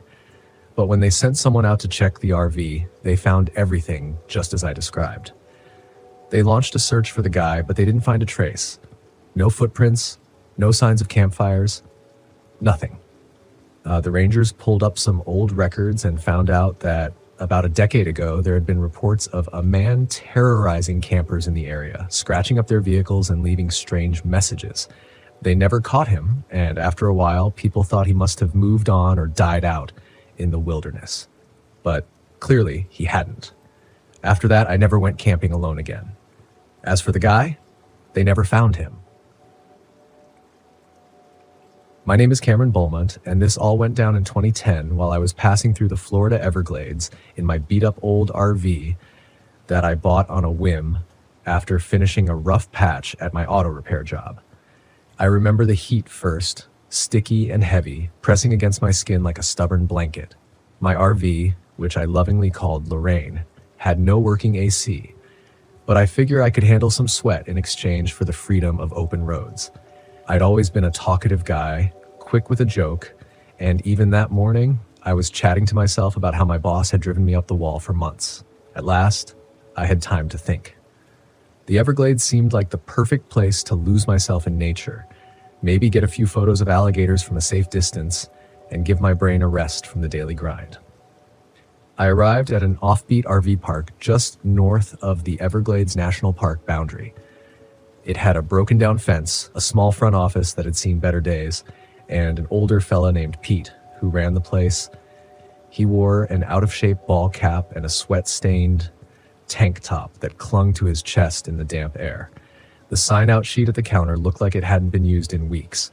With a grin, Pete rattled on about the local wildlife and how a man ought to keep his eyes peeled for everything from pythons to reckless airboat pilots. I found it charming in a rustic sense. Paid for a couple nights in cash. Told Pete I might stay longer if the fishing was good. He chuckled and shook my hand. I parked El Lorraine near the back of the property under a palm tree leaning sideways. The place was nearly empty except for an RV belonging to a couple named Maria and Dan. Friendly folks from upstate who'd wave every time our paths crossed. I felt at ease. It was hot, but there was a certain peace in the stillness. No honking cars, no cell reception, no deadlines. I felt a little thrill at the prospect of being unreachable for a while. That night, I sat on a folding chair, sipping cold soda in the glow of a lantern. I was thinking about driving deeper into the park the next day. Maybe I'd spot some of the more remote trails. It felt good to plan small adventures. I dozed after midnight, lulled by the quiet hum of insects. In the morning, I woke up stiff-necked and groggy, but excited. The day was bright, the sun glinting off the water in the distance. Maria and Dan invited me to join them on a morning kayak ride in the wetlands. I politely declined. Kaying seemed a bit out of my comfort zone. Plus, my sense of humor usually got me in trouble when I tried new sports. Somehow, I always found ways to embarrass myself. They shrugged with a smile, and we agreed to trade campfire stories that night. Once they left, I drove Lorraine a few miles toward a lesser-known fishing spot that I'd seen marked on a park brochure. The gravel road was bumpy, flanked by sawgrass and patches of mud. I parked near a small footbridge, backpack slung over my shoulder, and took a short hike along a narrow path. Dragonflies buzzed around, and the tall reeds hissed with each breeze. I couldn't shake the feeling that I was being watched, but I figured it was just the newness of being alone out there. My imagination had always been a bit dramatic ever since I was a kid. About a half-mile in, I saw what looked like an abandoned campsite. A weather-worn tent lay collapsed, half submerged in the boggy ground. There was a metal cooler turned upside down. I hesitated. Curiosity tugged at me. I stepped closer, my boots squishing in the mud. That's when I caught sight of something that made my throat tighten. A torn shirt, stained dark and stiff. It hung from a rotted tree stump like a bad omen. I felt a chill, but I reasoned maybe someone got injured or had an accident. Still, it didn't look fresh. Could have been old, right? I hurried back to my RV, a strange tension in my gut. Maybe I was being paranoid, but something about that campsite felt wrong. When I got to Lorraine, I checked my gas, locked my doors, and tried to shake off my nerves. By the time I returned to the RV park, it was past noon, and Maria and Dan were nowhere to be seen. Their kayaks were gone, so I assumed they were still on the water. I passed Pete in the front office. He was half dozing in a chair, a portable fan wearing lazily nearby. I thought about mentioning the torn shirt, but I didn't want to sound alarmist. An hour later, I heard yelling near the entrance. I ran outside, heart pounding, to see Dan sprinting up the dirt road alone, soaked, eyes wide with terror. Maria was not with him. He was screaming for help, calling her name. It took me a moment to process the frantic words, but eventually I understood that something terrible had happened. He stammered about a figure in the brush who came out of nowhere, brandishing a rifle and swearing violently. They tried to paddle away, but the figure fired shots. Maria fell overboard in the chaos. Dan dove under the water and swam, not sure if she was behind him. Pete grabbed a shotgun from the office, just muttering curses under his breath. He told us to stay put while he called the local ranger station. I was rooted to the spot, mind racing. Who the heck would shoot at random kayakers? My chest felt tight, and an icy dread crept up my spine. My comedic instincts vanished in that instant. We had a real human threat out there. Nightfall couldn't have come slower. Dan refused to leave the entrance, pacing back and forth, calling for Maria, even though the darkness stretched out in every direction. Pete told me he once heard rumors about unlicensed gator poachers in this area, hard characters who wouldn't hesitate to pull a trigger if cornered. Could be them, Pete said quietly, looking grim. I kept thinking about that abandoned campsite and the torn shirt.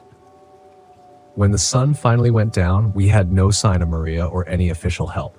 Pete said the ranger station must be hours away from responding. My instincts were torn between driving off into the night or staying to help look for Maria. I'm not the bravest guy, but leaving someone behind felt impossible to stomach. Dan insisted on going back the next morning, first light, to search the swamp. I couldn't sleep. In the middle of the night, I heard engines in the distance. ATVs, maybe. My pulse hammered like I'd run a marathon. I peeked out Lorraine's window, but saw only blackness. Morning brought a sticky haze and a rising sense of dread. We geared up. Pete's shotgun, a flare Dan found in his kayak bag, and my flashlight. We headed out in 2 canoes borrowed from the RV park shed, hugging the shoreline of the wetlands. The water stank of algae. We didn't speak. About a 4-mile in, we found Maria's kayak flipped and half submerged. No sign of her, but we did find footprints in the mud along the bank. A man's boots heading deeper inland. The 3 of us followed those tracks on foot, the brush rustling with every step. My heartbeat pounded in my ears. Pete led the way with the shotgun raised. After 20 minutes, we discovered a clearing with an old cabin, half hidden by vines. Inside, it smelled of damp wood and something sour. The windows were boarded up from the outside. Dan stood at the doorway, too terrified to speak. I felt all my confidence slip away. That's when we heard a series of dull thuds from behind a partially open door. It sounded like someone shifting heavy objects. Pete pointed the shotgun. We pushed the door open. It led into a cramped space illuminated by a single overhead bulb. My eyes first landed on a row of makeshift cages, no bigger than dog crates, but large enough to hold a person in a crouch. One of them held a corpse wearing khaki cargo shorts. The smell made me gag. Another cage was empty. The door swung wide. A figure at the far end spun around. He was a wiry man with a long, unkempt beard, shirtless under a grimy vest. There was a rifle slung across his chest. His eyes were wild, and there was no mistaking the hostility etched into his features. I froze. Pete shouted for him to drop the weapon. The man raised his rifle. Everything happened in seconds. Pete fired. The cabin exploded with noise. I dropped to my knees, my flashlight clattering away. Dan screamed Maria's name. The rifle barked back, splintering the wooden crates. Pete cried out and stumbled into the wall, gripping his shoulder. The man advanced, shouting incoherent threats. I grabbed Pete's shotgun as it slipped from his hands, aimed on instinct, and pulled the trigger. The man collapsed in a heap. The sudden silence was deafening. My ears rang, and I felt my breath catch. Dan rushed to a corner near the cages where we found Maria. She was barely conscious, battered but alive. She had a deep cut across her forehead and several bruises. She mumbled something about the man dragging her out of the water. Dan held her gently, tears streaming down his face. We discovered more bodies in that awful place. 2 men, both with bullet wounds. Looked like they'd been there a while.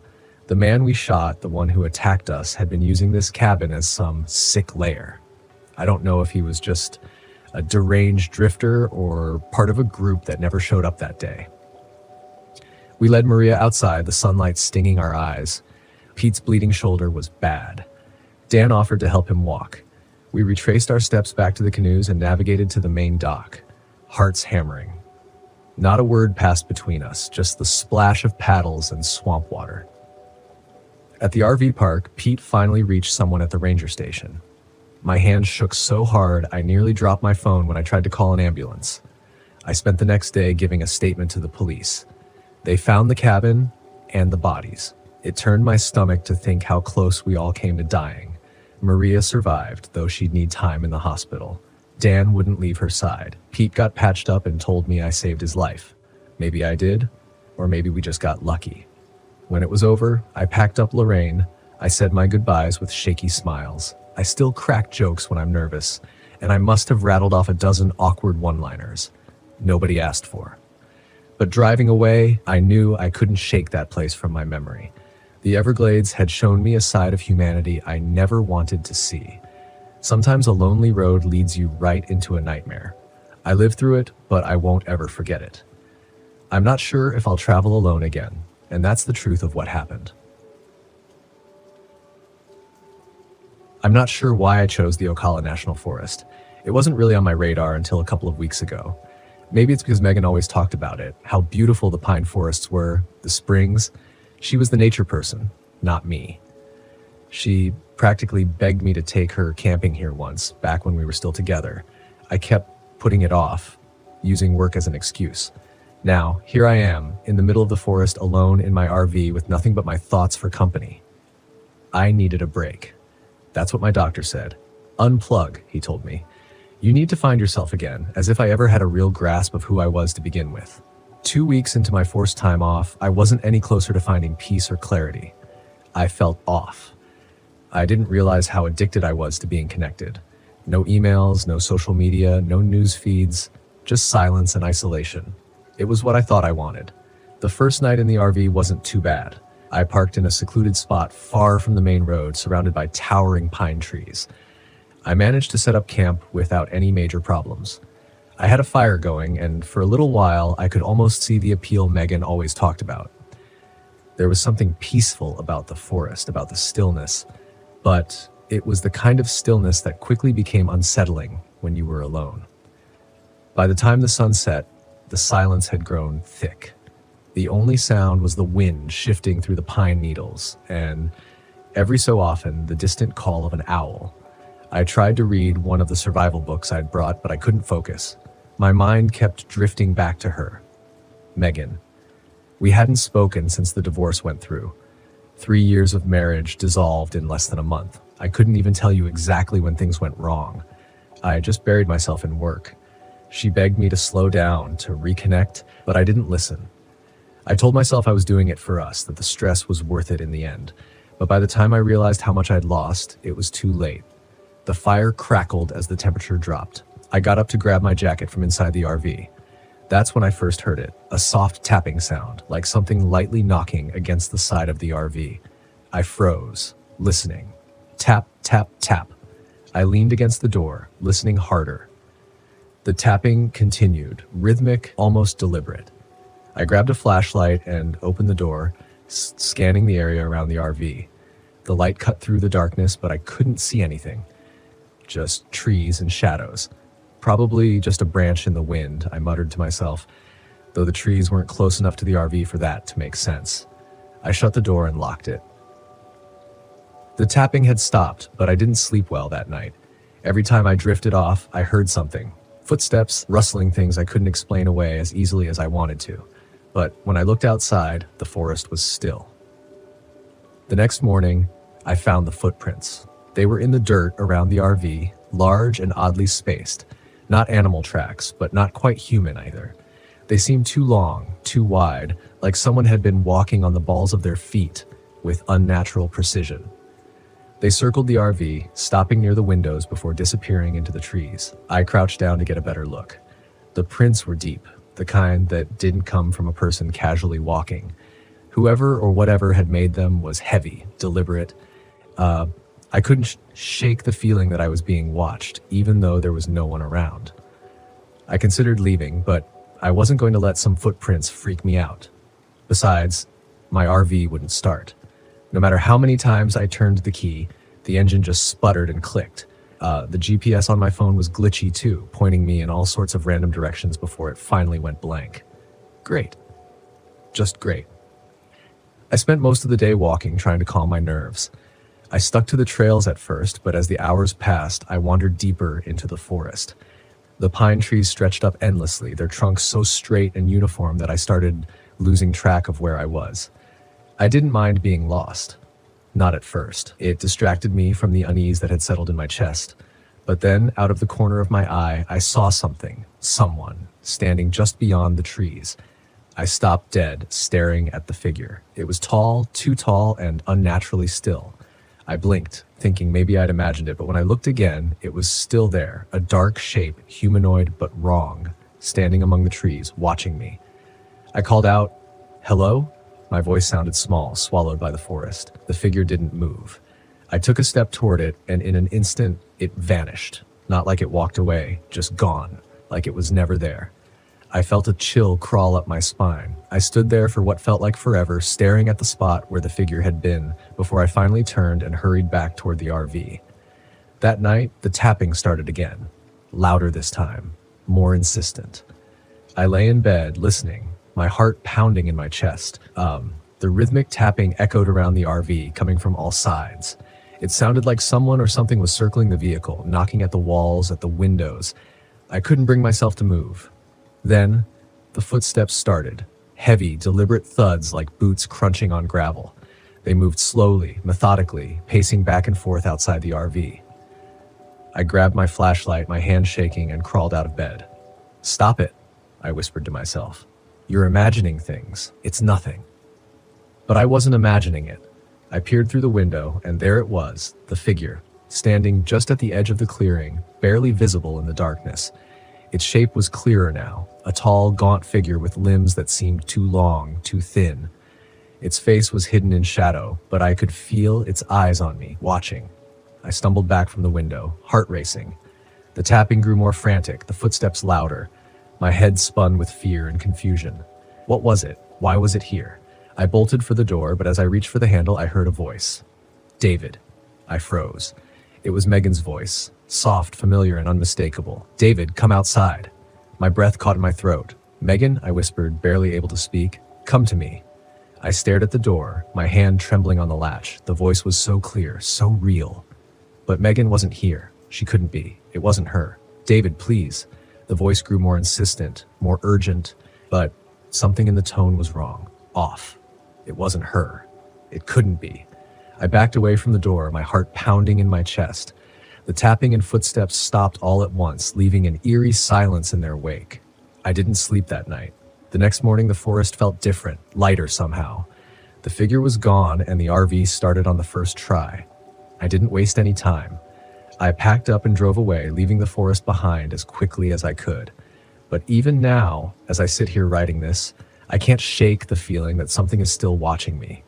That maybe, just maybe, I didn't leave it behind. Some things can't be explained. Some things, I realize now, are better left undisturbed.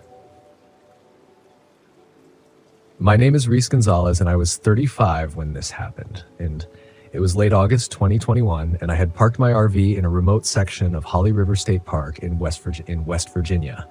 I was there to film another episode for my YouTube channel, Trail Tales with Reese. You see, I'd quit my corporate job a year earlier and started traveling solo, documenting my adventures.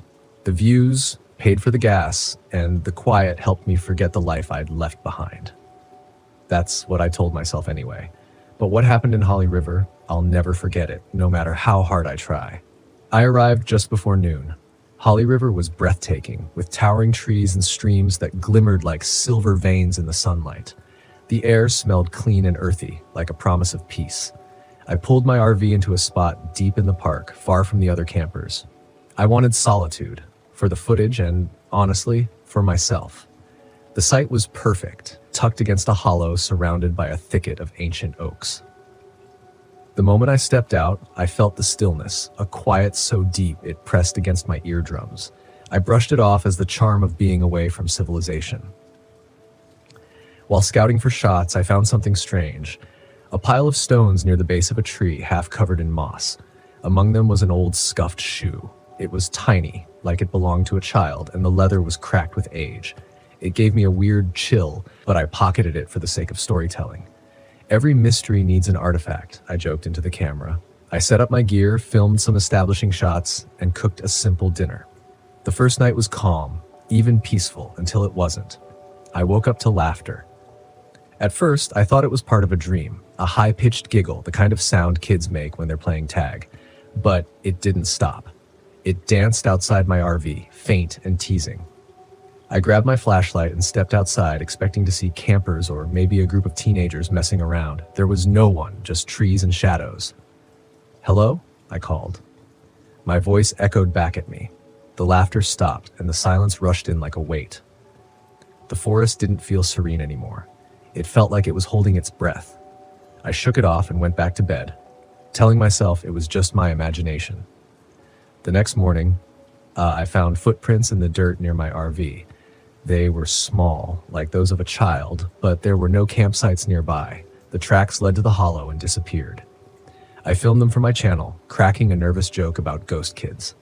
The rest of the day felt off. My drone crashed during a flight, even though the conditions were perfect. My camera shut off mid-recording, and my backup batteries drained faster than they should have. And there was this feeling, like I was being watched. I kept turning around, expecting to see someone, but the forest was empty. I started editing footage that evening, hoping the work would calm me down. That's when I noticed it. In one of the clips, as I panned across the hollow, a shadow darted between the trees. It was small, childlike. My stomach dropped. I rewound and watched again. The shadow was there, just for a second, but it was enough to make me lock my RV door before I went to bed. The second night was worse. It started with the laughter again, but this time it was closer, louder. I stayed inside, listening as it circled the RV. Then came the singing, a soft, eerie lullaby. Just a few notes, repeated over and over. I turned on every light I had, gripping the flashlight like a weapon. The singing stopped, and I thought it was over, until the knocking started. Tap, tap, tap. On the windows, on the door, on the walls. Tiny hands testing, prodding. I froze, my breath coming in short, shallow bursts. "Go away," I shouted. My voice cracked, weak. The knocking stopped, and the silence returned. The next morning, I decided to leave. This was no ordinary park, no harmless ghost story. Something was wrong with this place, but my RV wouldn't start. The engine whined and sputtered, refusing to turn over. Swearing under my breath, I grabbed my backpack and started hiking to the main road. It was only a couple of miles, or so I thought. No matter which trail I took, I ended up back at the hollow. The trees seemed to shift around me, the paths looping in impossible ways. My GPS was useless. It kept blinking, searching for a signal. As the sun dipped lower, I heard it again. The laughter, the singing. It followed me, just out of sight, until I stumbled back to my campsite, exhausted and panicked. That night, I saw them. The children. They came as shadows at first, flickering at the edges of my vision. Then they stepped into the firelight. There were 3 of them, their faces pale and hollowed, their eyes dark voids that seemed to pull the light in. They were dressed in old-fashioned clothes, ragged dresses, suspenders. One of them pointed at me, and they started whispering. I couldn't move. My legs felt like they were rooted to the ground. Then he appeared. The Piper. He was tall, impossibly tall, with limbs that bent at strange angles. His face was shrouded in darkness, but I could feel his gaze on me, heavy and cruel. He raised one long, bony hand and beckoned. The children moved closer, their whispers turning into a song, sweet and haunting. I scrambled back, my hands fumbling for the flashlight, the camera, anything to protect myself. I don't know how I survived that night. Maybe it was instinct, or maybe it was sheer stupid luck. But I remembered the shoe, the artifact I'd taken. Desperate, I threw it into the fire. The flames roared higher, and the children screamed, their voices twisting into something inhuman. The Piper lunged toward me, his hand outstretched, but the fire seemed to hold him back. As the shoe burned, the shadows dissolved, and the forest fell silent. The Piper was gone. When dawn broke, the RV started without a hitch. I drove away, not caring where I ended up as long as it was far from Holly River.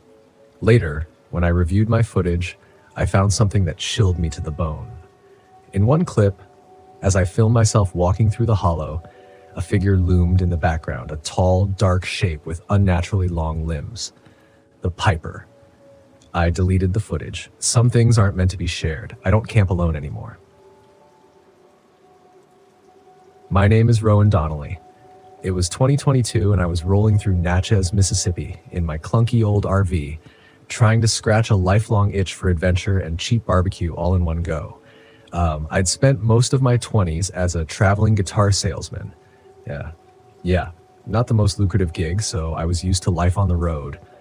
But this was my first time hauling my own little house behind me, and I felt oddly proud maneuvering that hefty RV around the narrow streets of Natchez. I figured I'd linger by the Mississippi River, snag some fried catfish, and maybe busk for pocket change near the historic district.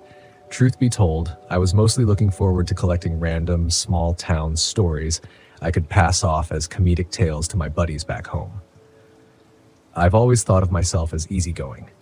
My greatest skill is cracking jokes when life gets too serious. Or so I tell myself.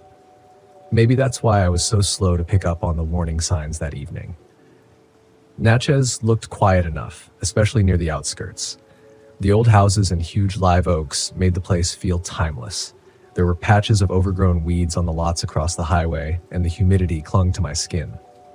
My usual routine was to park at some safe campground, rustle up a can of chili, and strum a few chords before turning in for the night. But that day, I arrived late and the sun had already dipped behind a stand of tall cypress trees. I remember thinking it might not be too smart to drive further down that lonely road, but I was tired and my sense of direction is famously terrible. So I ended up turning onto a dirt path that seemed to lead to a small clearing. It was rough and narrow with branches scratching against the RV windows, but I was determined to find a spot to settle. Sometimes I let my stubbornness get the better of me. I pulled up to a clearing next to what looked like an abandoned shed. The roof sagged, the walls were streaked with moss, and a broken padlock hung uselessly on the door. I had this uneasy feeling, but I also found it strangely fascinating, like the set of a low-budget horror movie, minus the dramatic music. The battered RV engine gave a final cough when I switched it off, and the sudden quiet felt heavy. No frogs croaking, no wind rustling the leaves, just silence. Still, I stepped out, stretched my legs, and decided to poke around. I told myself it would make a great story later. Hey, guess what? I camped by some haunted shed in Natchez. I'd say it with a grin, and my friends would shake their heads. While I was fiddling with my flashlight, I caught a glimpse of a figure in the distance. A man. He was tall, maybe 6'3", and he wore grimy overalls that looked 2 sizes too big. His hair stuck out in uneven patches, and he had a sharp, thin face. Hard to guess his age. Anywhere between 30 and 50. I flashed my light near him, and he froze for a second. Then he started walking toward me, slow and measured. I'm usually friendly, so I waved and said, "Hey there, buddy. I'm just looking for a place to park for the night." No answer.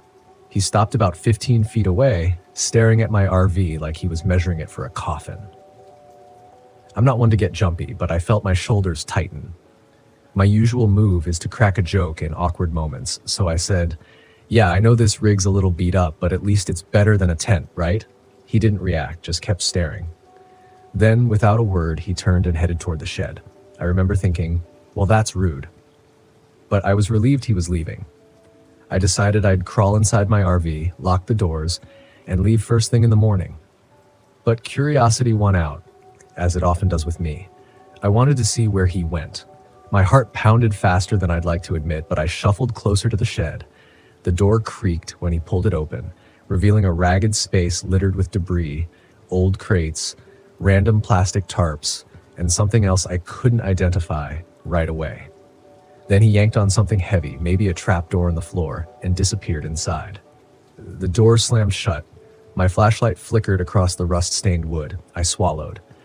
A part of me knew this was the exact moment to turn around, hop in my RV, and floor it, but I didn't. Maybe I wanted a story, or maybe I just made a bad call. Either way, I inched up to that shed door, carefully pushed it open, and saw the same hidden hatch in the floor. The stench hit me first. It was this raw smell, like meat left out too long in the summer heat. My stomach churned. I shone my flashlight over the edge of the open hatch and noticed a ladder leading down. I heard movement below, like slow footsteps scraping on concrete. I had no reason to climb down except for that strange urge that told me something was very wrong, and ignoring it wouldn't make it go away.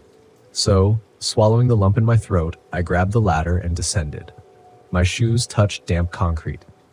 The space was small and lit by a single hanging bulb. Stacks of crates lined the walls. And then I saw the body, a man face down wearing muddy jeans and a torn shirt. He wasn't moving, and the back of his head looked caved in. My heart hammered so loudly I wondered if the tall man could hear it. Another glance around revealed a second figure propped up against the far wall. That one had no pulse either. I'd stumbled onto something grotesque, something far beyond any cheap thriller I joked about. I heard footsteps behind one of the crates. My flashlight shook in my hand. The tall man emerged, holding a shovel crusted with dark stains. He locked eyes with me, and for a split second, we both stood there in silence. Then he lifted the shovel high, and I dodged by mere inches.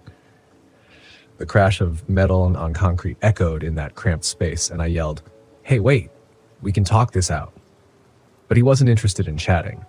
His eyes looked dead, like he was operating on pure violence. I scrambled backward, throwing a crate in his path. He shoved it aside with terrifying strength. He swung again, and I barely ducked. My heart felt ready to burst from my chest. Joking about it now still makes my throat go dry. I turned to sprint for the ladder, but he caught me on the shoulder with the shovel's edge. Pain burned down my arm, and I dropped the flashlight. I fell to one knee, hearing it clatter and roll away. The bulb overhead flickered, leaving the corners in shadow. My thoughts spun. I had to get out, or I'd end up like those other poor souls. He moved in for another swing, but the crate at my feet held a rusted crowbar. In one frantic motion, I grabbed it and swung upward. I caught him in the ribs. He let out a ragged gasp. No words, just raw anger. He stumbled, but didn't drop the shovel. Before I could take another breath, he lunged forward and pinned me against the wall. My head snapped back, and I saw stars. I forced my knee up, connecting with his gut. He staggered, and we both toppled onto the floor. The smell of dirt and old blood overwhelmed me. There was no time for clever lines or comedic relief. Instinct took over.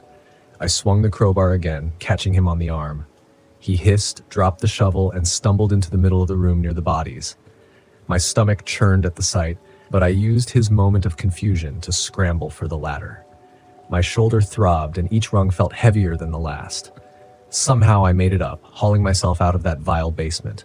I slammed the trapdoor shut just as he yanked on the other side. My arm shook, but adrenaline gave me a boost. I dragged an old crate over to block the door, then sprinted toward the exit. Outside, the air tasted thick with humidity and dread. I ran to my RV, fumbled with the keys, and finally got the door open. Once in the driver's seat, I started the engine, ignoring the stabbing pain in my shoulder. The headlights lit up the clearing, revealing the shed door flung wide. He was on his knees at the threshold, glaring at me. Blood trickled down his arm, his face twisted with rage. I hit the gas, kicking up dust and gravel as I tore back onto the dirt road. I didn't stop until I reached a highway patrol station about 15 miles away, just on the outskirts of a residential area. I stumbled inside, babbling about the shed, the bodies, the man, and overalls. They didn't laugh. They called in backup. Later, an officer told me that when they arrived, the hatch was empty, the bodies were gone, and the tall man had disappeared. They found smears of blood, but no sign of him. I gave my statement. They asked if I was sure about what I saw, and I just pointed to my bandaged shoulder. They nodded, looking pale. I left Natchez the next morning, my arm in a sling. I couldn't shake the image of that man standing in the open shed door. Every time I blink, I see the expression on his face, a mix of fury and determination. I keep waiting for a phone call from the police telling me they arrested him or found something conclusive. So far, nothing. I've forced myself to keep moving, to keep playing guitar and run down bars and campgrounds, and to keep telling jokes, even if none of this feels funny now. I still run through that night in my head wondering if I could have saved those poor people in the basement, or if I should have never gone down there at all. But I'm alive, and maybe that's the only silver lining. As for him, I don't know where he is. and maybe I never will. All I know is that I've got a dent in my shoulder and a darker perspective on what some folks are capable of doing. Sometimes survival itself can feel like a hollow victory, but at least I'm still here to tell the tale.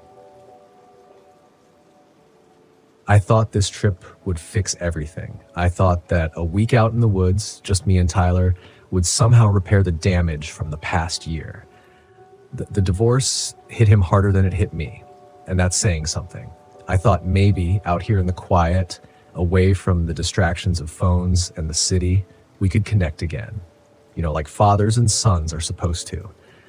But from the moment we hit the road, I knew it wasn't going to be easy. Tyler barely looked up from his phone the entire drive, earbuds in, scrolling mindlessly. He didn't care about the scenery, didn't care that we were headed to Deadwood Creek, a place I used to go with my own dad when I was his age.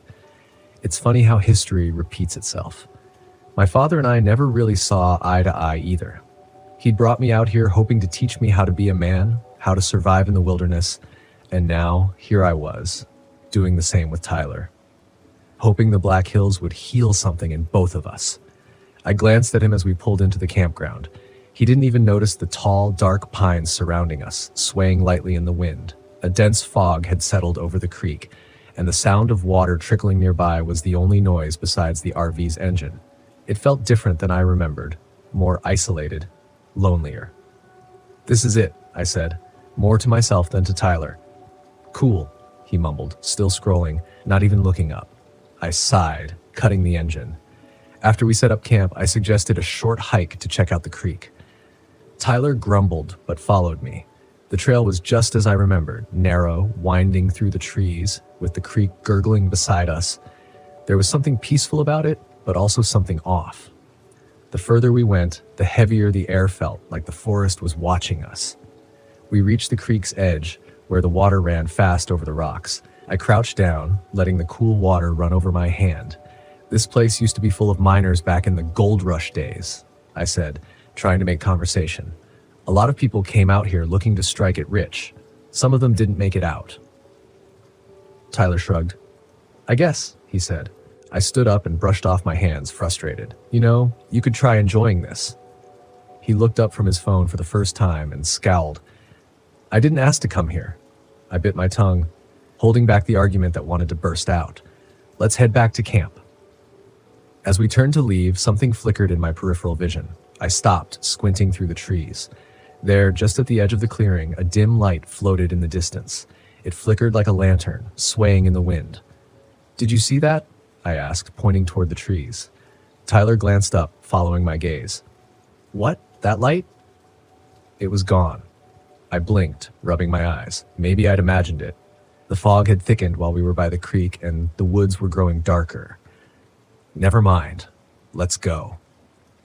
The first night was when things started getting weird. Tyler and I had retreated to the RV after dinner. He was predictably glued to his phone while I tried to read a book, but the quiet gnawed at me. The stillness outside felt oppressive rather than peaceful.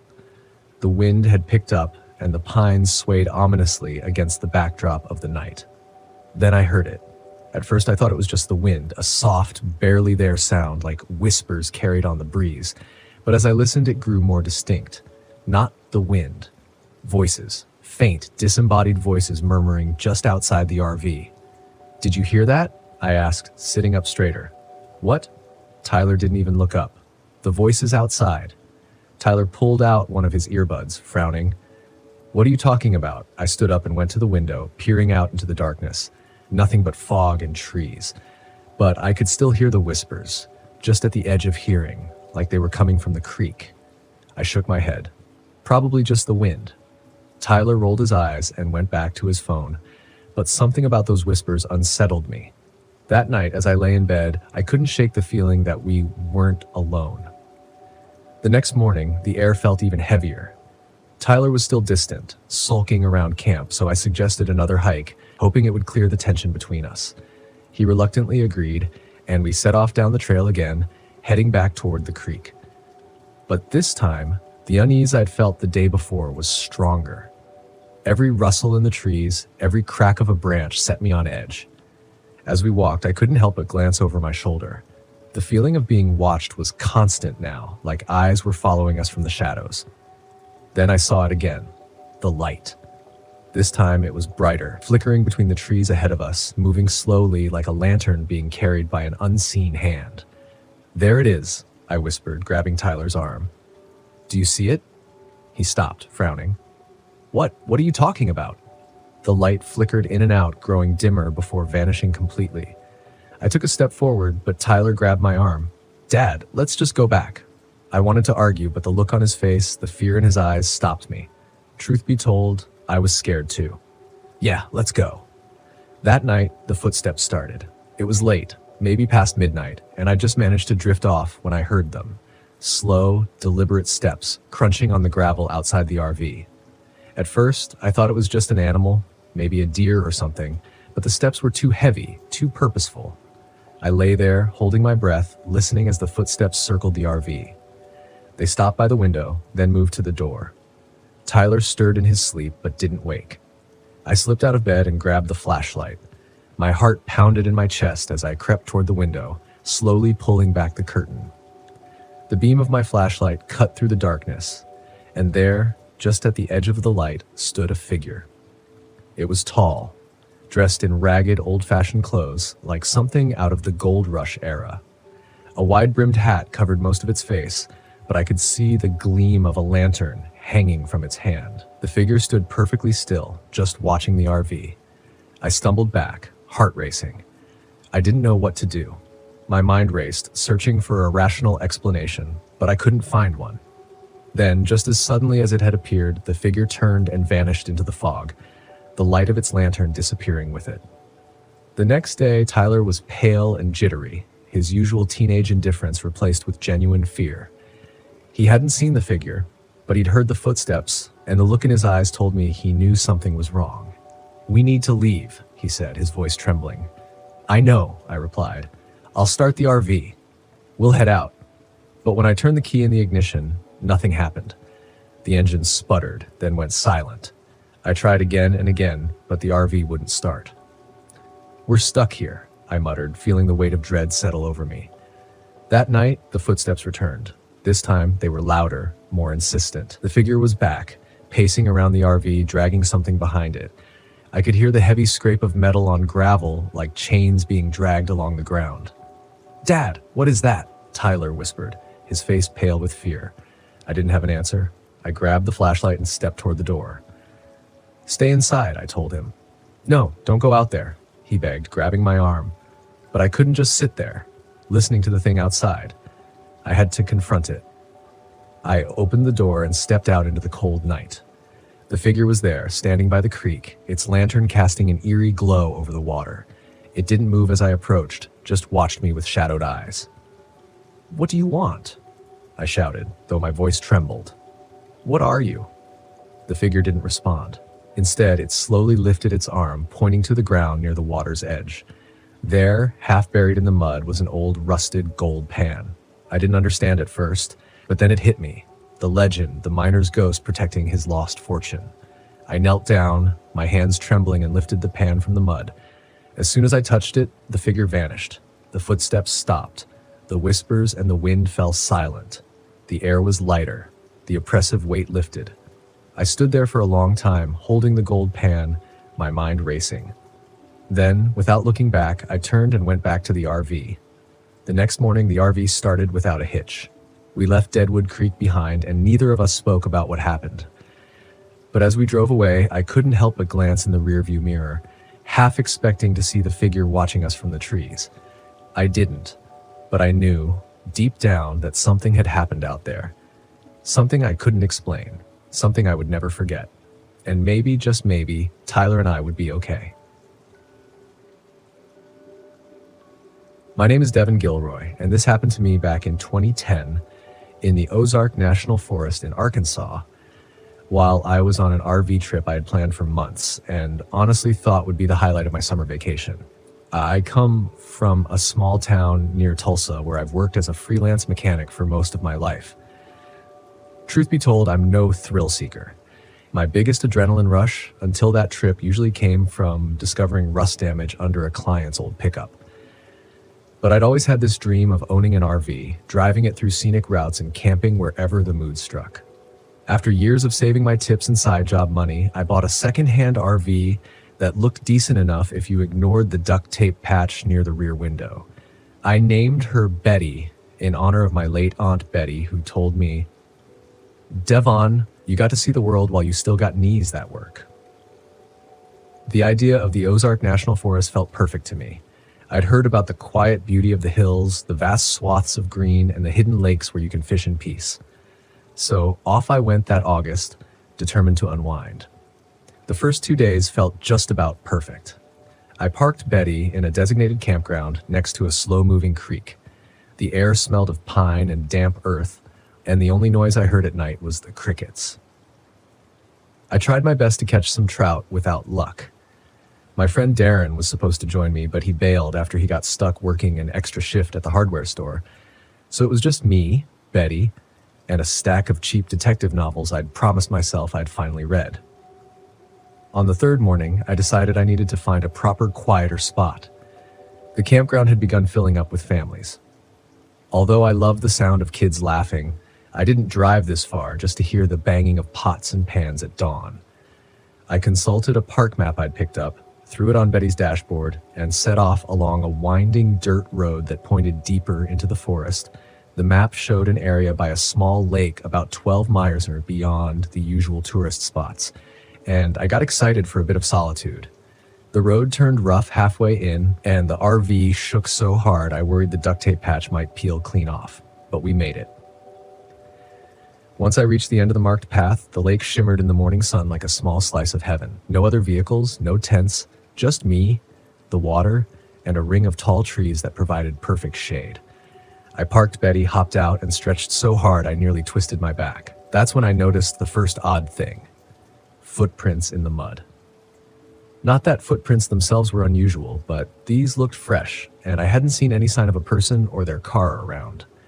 Still, I shrugged it off. Maybe someone came by on foot. I spent the day fishing off the bank, caught 2 small bays which I planned to cook for dinner. In the late afternoon, I realized it might be smart to scavenge some firewood before the sun dropped. While gathering twigs and branches, I noticed something half buried near an old stump. It was a torn sneaker, like someone had dropped it in a hurry. I paused to look around and felt a sudden heaviness in the air. I shook my head and joked to myself, maybe Bigfoot's got a footwear collection, though I was mostly trying to keep my own nerves down. I left that sneaker where it lay and returned to the RV. The rest of the evening passed quietly. I grilled my fish, read a chapter or 2 from one of my detective novels, and dozed off. Sometime in the middle of the night, I woke up to what sounded like a branch snapping outside. I sat up, heart thudding, but reasoned it could be any small animal wandering around. I forced myself to settle down, figuring it was just the forest doing its forest thing. The next morning, though, I stepped out to see a set of muddy shoe prints leading up close to Betty's side door, the same door I always locked before bed. Only now there were smudges near the handle, like someone had tried to force it open. My stomach flipped. Still, I tried to stay calm. Maybe I was overreacting, but I'd always been a cautious man. So I started scanning the area for more signs of an intruder. That's when I saw another set of footprints heading off toward a dense thicket to the east. I followed them carefully for a few hundred yards, pushing through tall grass until I stumbled upon a small clearing. What I saw there made my chest tighten. A campsite that looked trashed. The tent was ripped, scattered clothes in a pile, and the ground was smeared with something dark. On the edge of this wreck lay a half-buried backpack with a name stitched on it. Logan. No sign of Logan anywhere, but there was a smell in the air, like something left to rot. I had this urge to call out, but I couldn't find my voice. I rushed back to Betty, thinking I needed to alert a ranger or the police. Problem was there wasn't any cell service, and the closest ranger station was miles back. My gut told me to leave right away, but I was torn. What if someone out there needed help? I drove the RV back onto the dirt road, hoping to reach a main trail or a place where my phone might pick up a signal. That's when I nearly swerved off the path, spotting a man standing at the roadside. He had a shaved head, a stained white shirt, and baggy cargo pants. He waved me down and I slowed, thinking he might be stranded. The moment he got close to the driver's side window, I felt something was wrong. His eyes had a fierceness to them, and I noticed streaks of dried mud, or maybe something worse, on his forearms. I locked my door instinctively. He stared at me through the window, and when I barely cracked it open to ask if he was all right, he said in a low voice, "You see anyone else out here?" I shook my head. He looked around, then demanded I step out, talking about how he'd lost his partner. The hair on the back of my neck stood up. The way he said partner sounded ominous, not worried.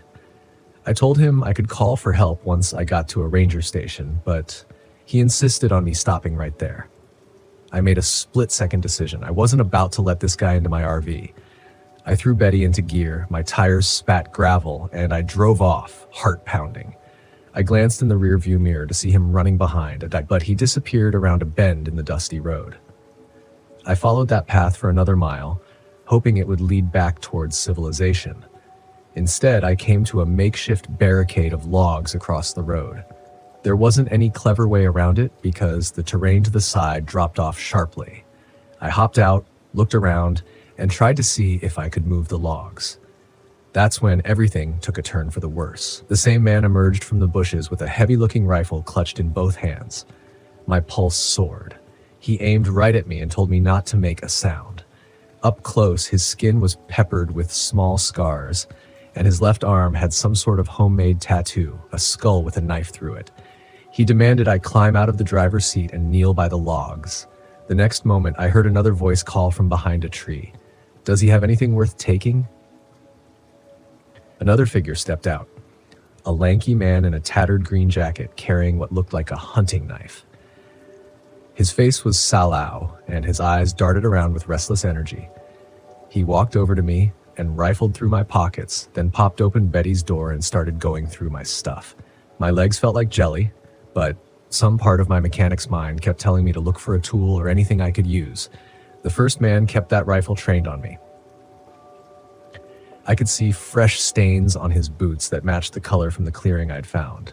Then I spotted something behind the logs, a glimpse of a slumped figure in a red shirt. I recognized it instantly. It looked like the same color as the torn shirt I'd seen near the ravaged campsite. I realized that must have been Logan. These men had done this. A wave of nausea hit me, but I forced myself to stay still and not tip them off. As the second man rummaged through the RV, the rifle-toting one told me to get on my feet. He asked me if I'd come across their spot. I pretended I didn't know what he meant. He said they'd been watching me since I pulled in near the lake. He told me folks who trespass on their territory don't make it out. My mind was racing.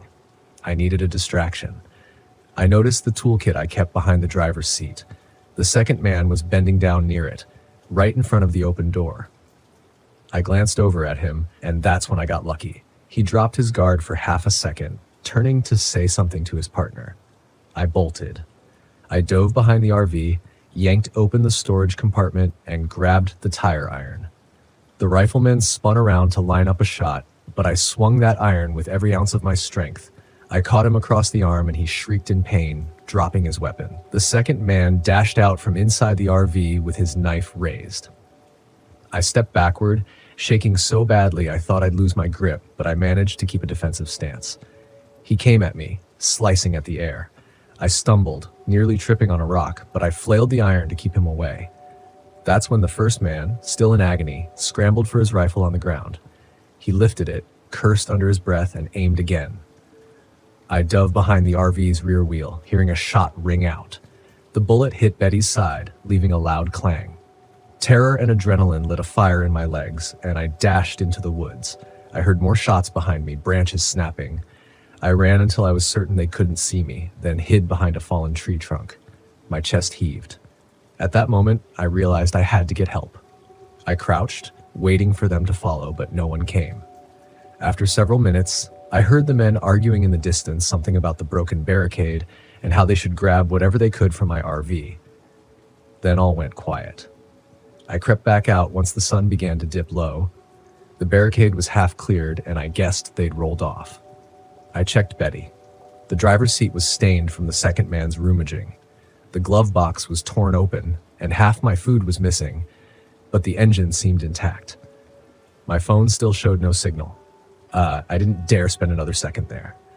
I started Betty, maneuvered around the logs, and drove as fast as I could, not even caring about potholes. Along the way, I spotted a battered pickup truck parked off to one side of a clearing. I guessed it belonged to them. I didn't stop to confirm. When I finally reached a ranger station at the edge of the forest, I stumbled inside, breathless, explaining everything I'd seen. Logan's campsite, the confrontation, the shots. Rangers and local deputies headed out immediately. They found evidence of multiple crimes in that area, along with more remains near the lake. I offered every detail I could remember, though my mind felt scrambled.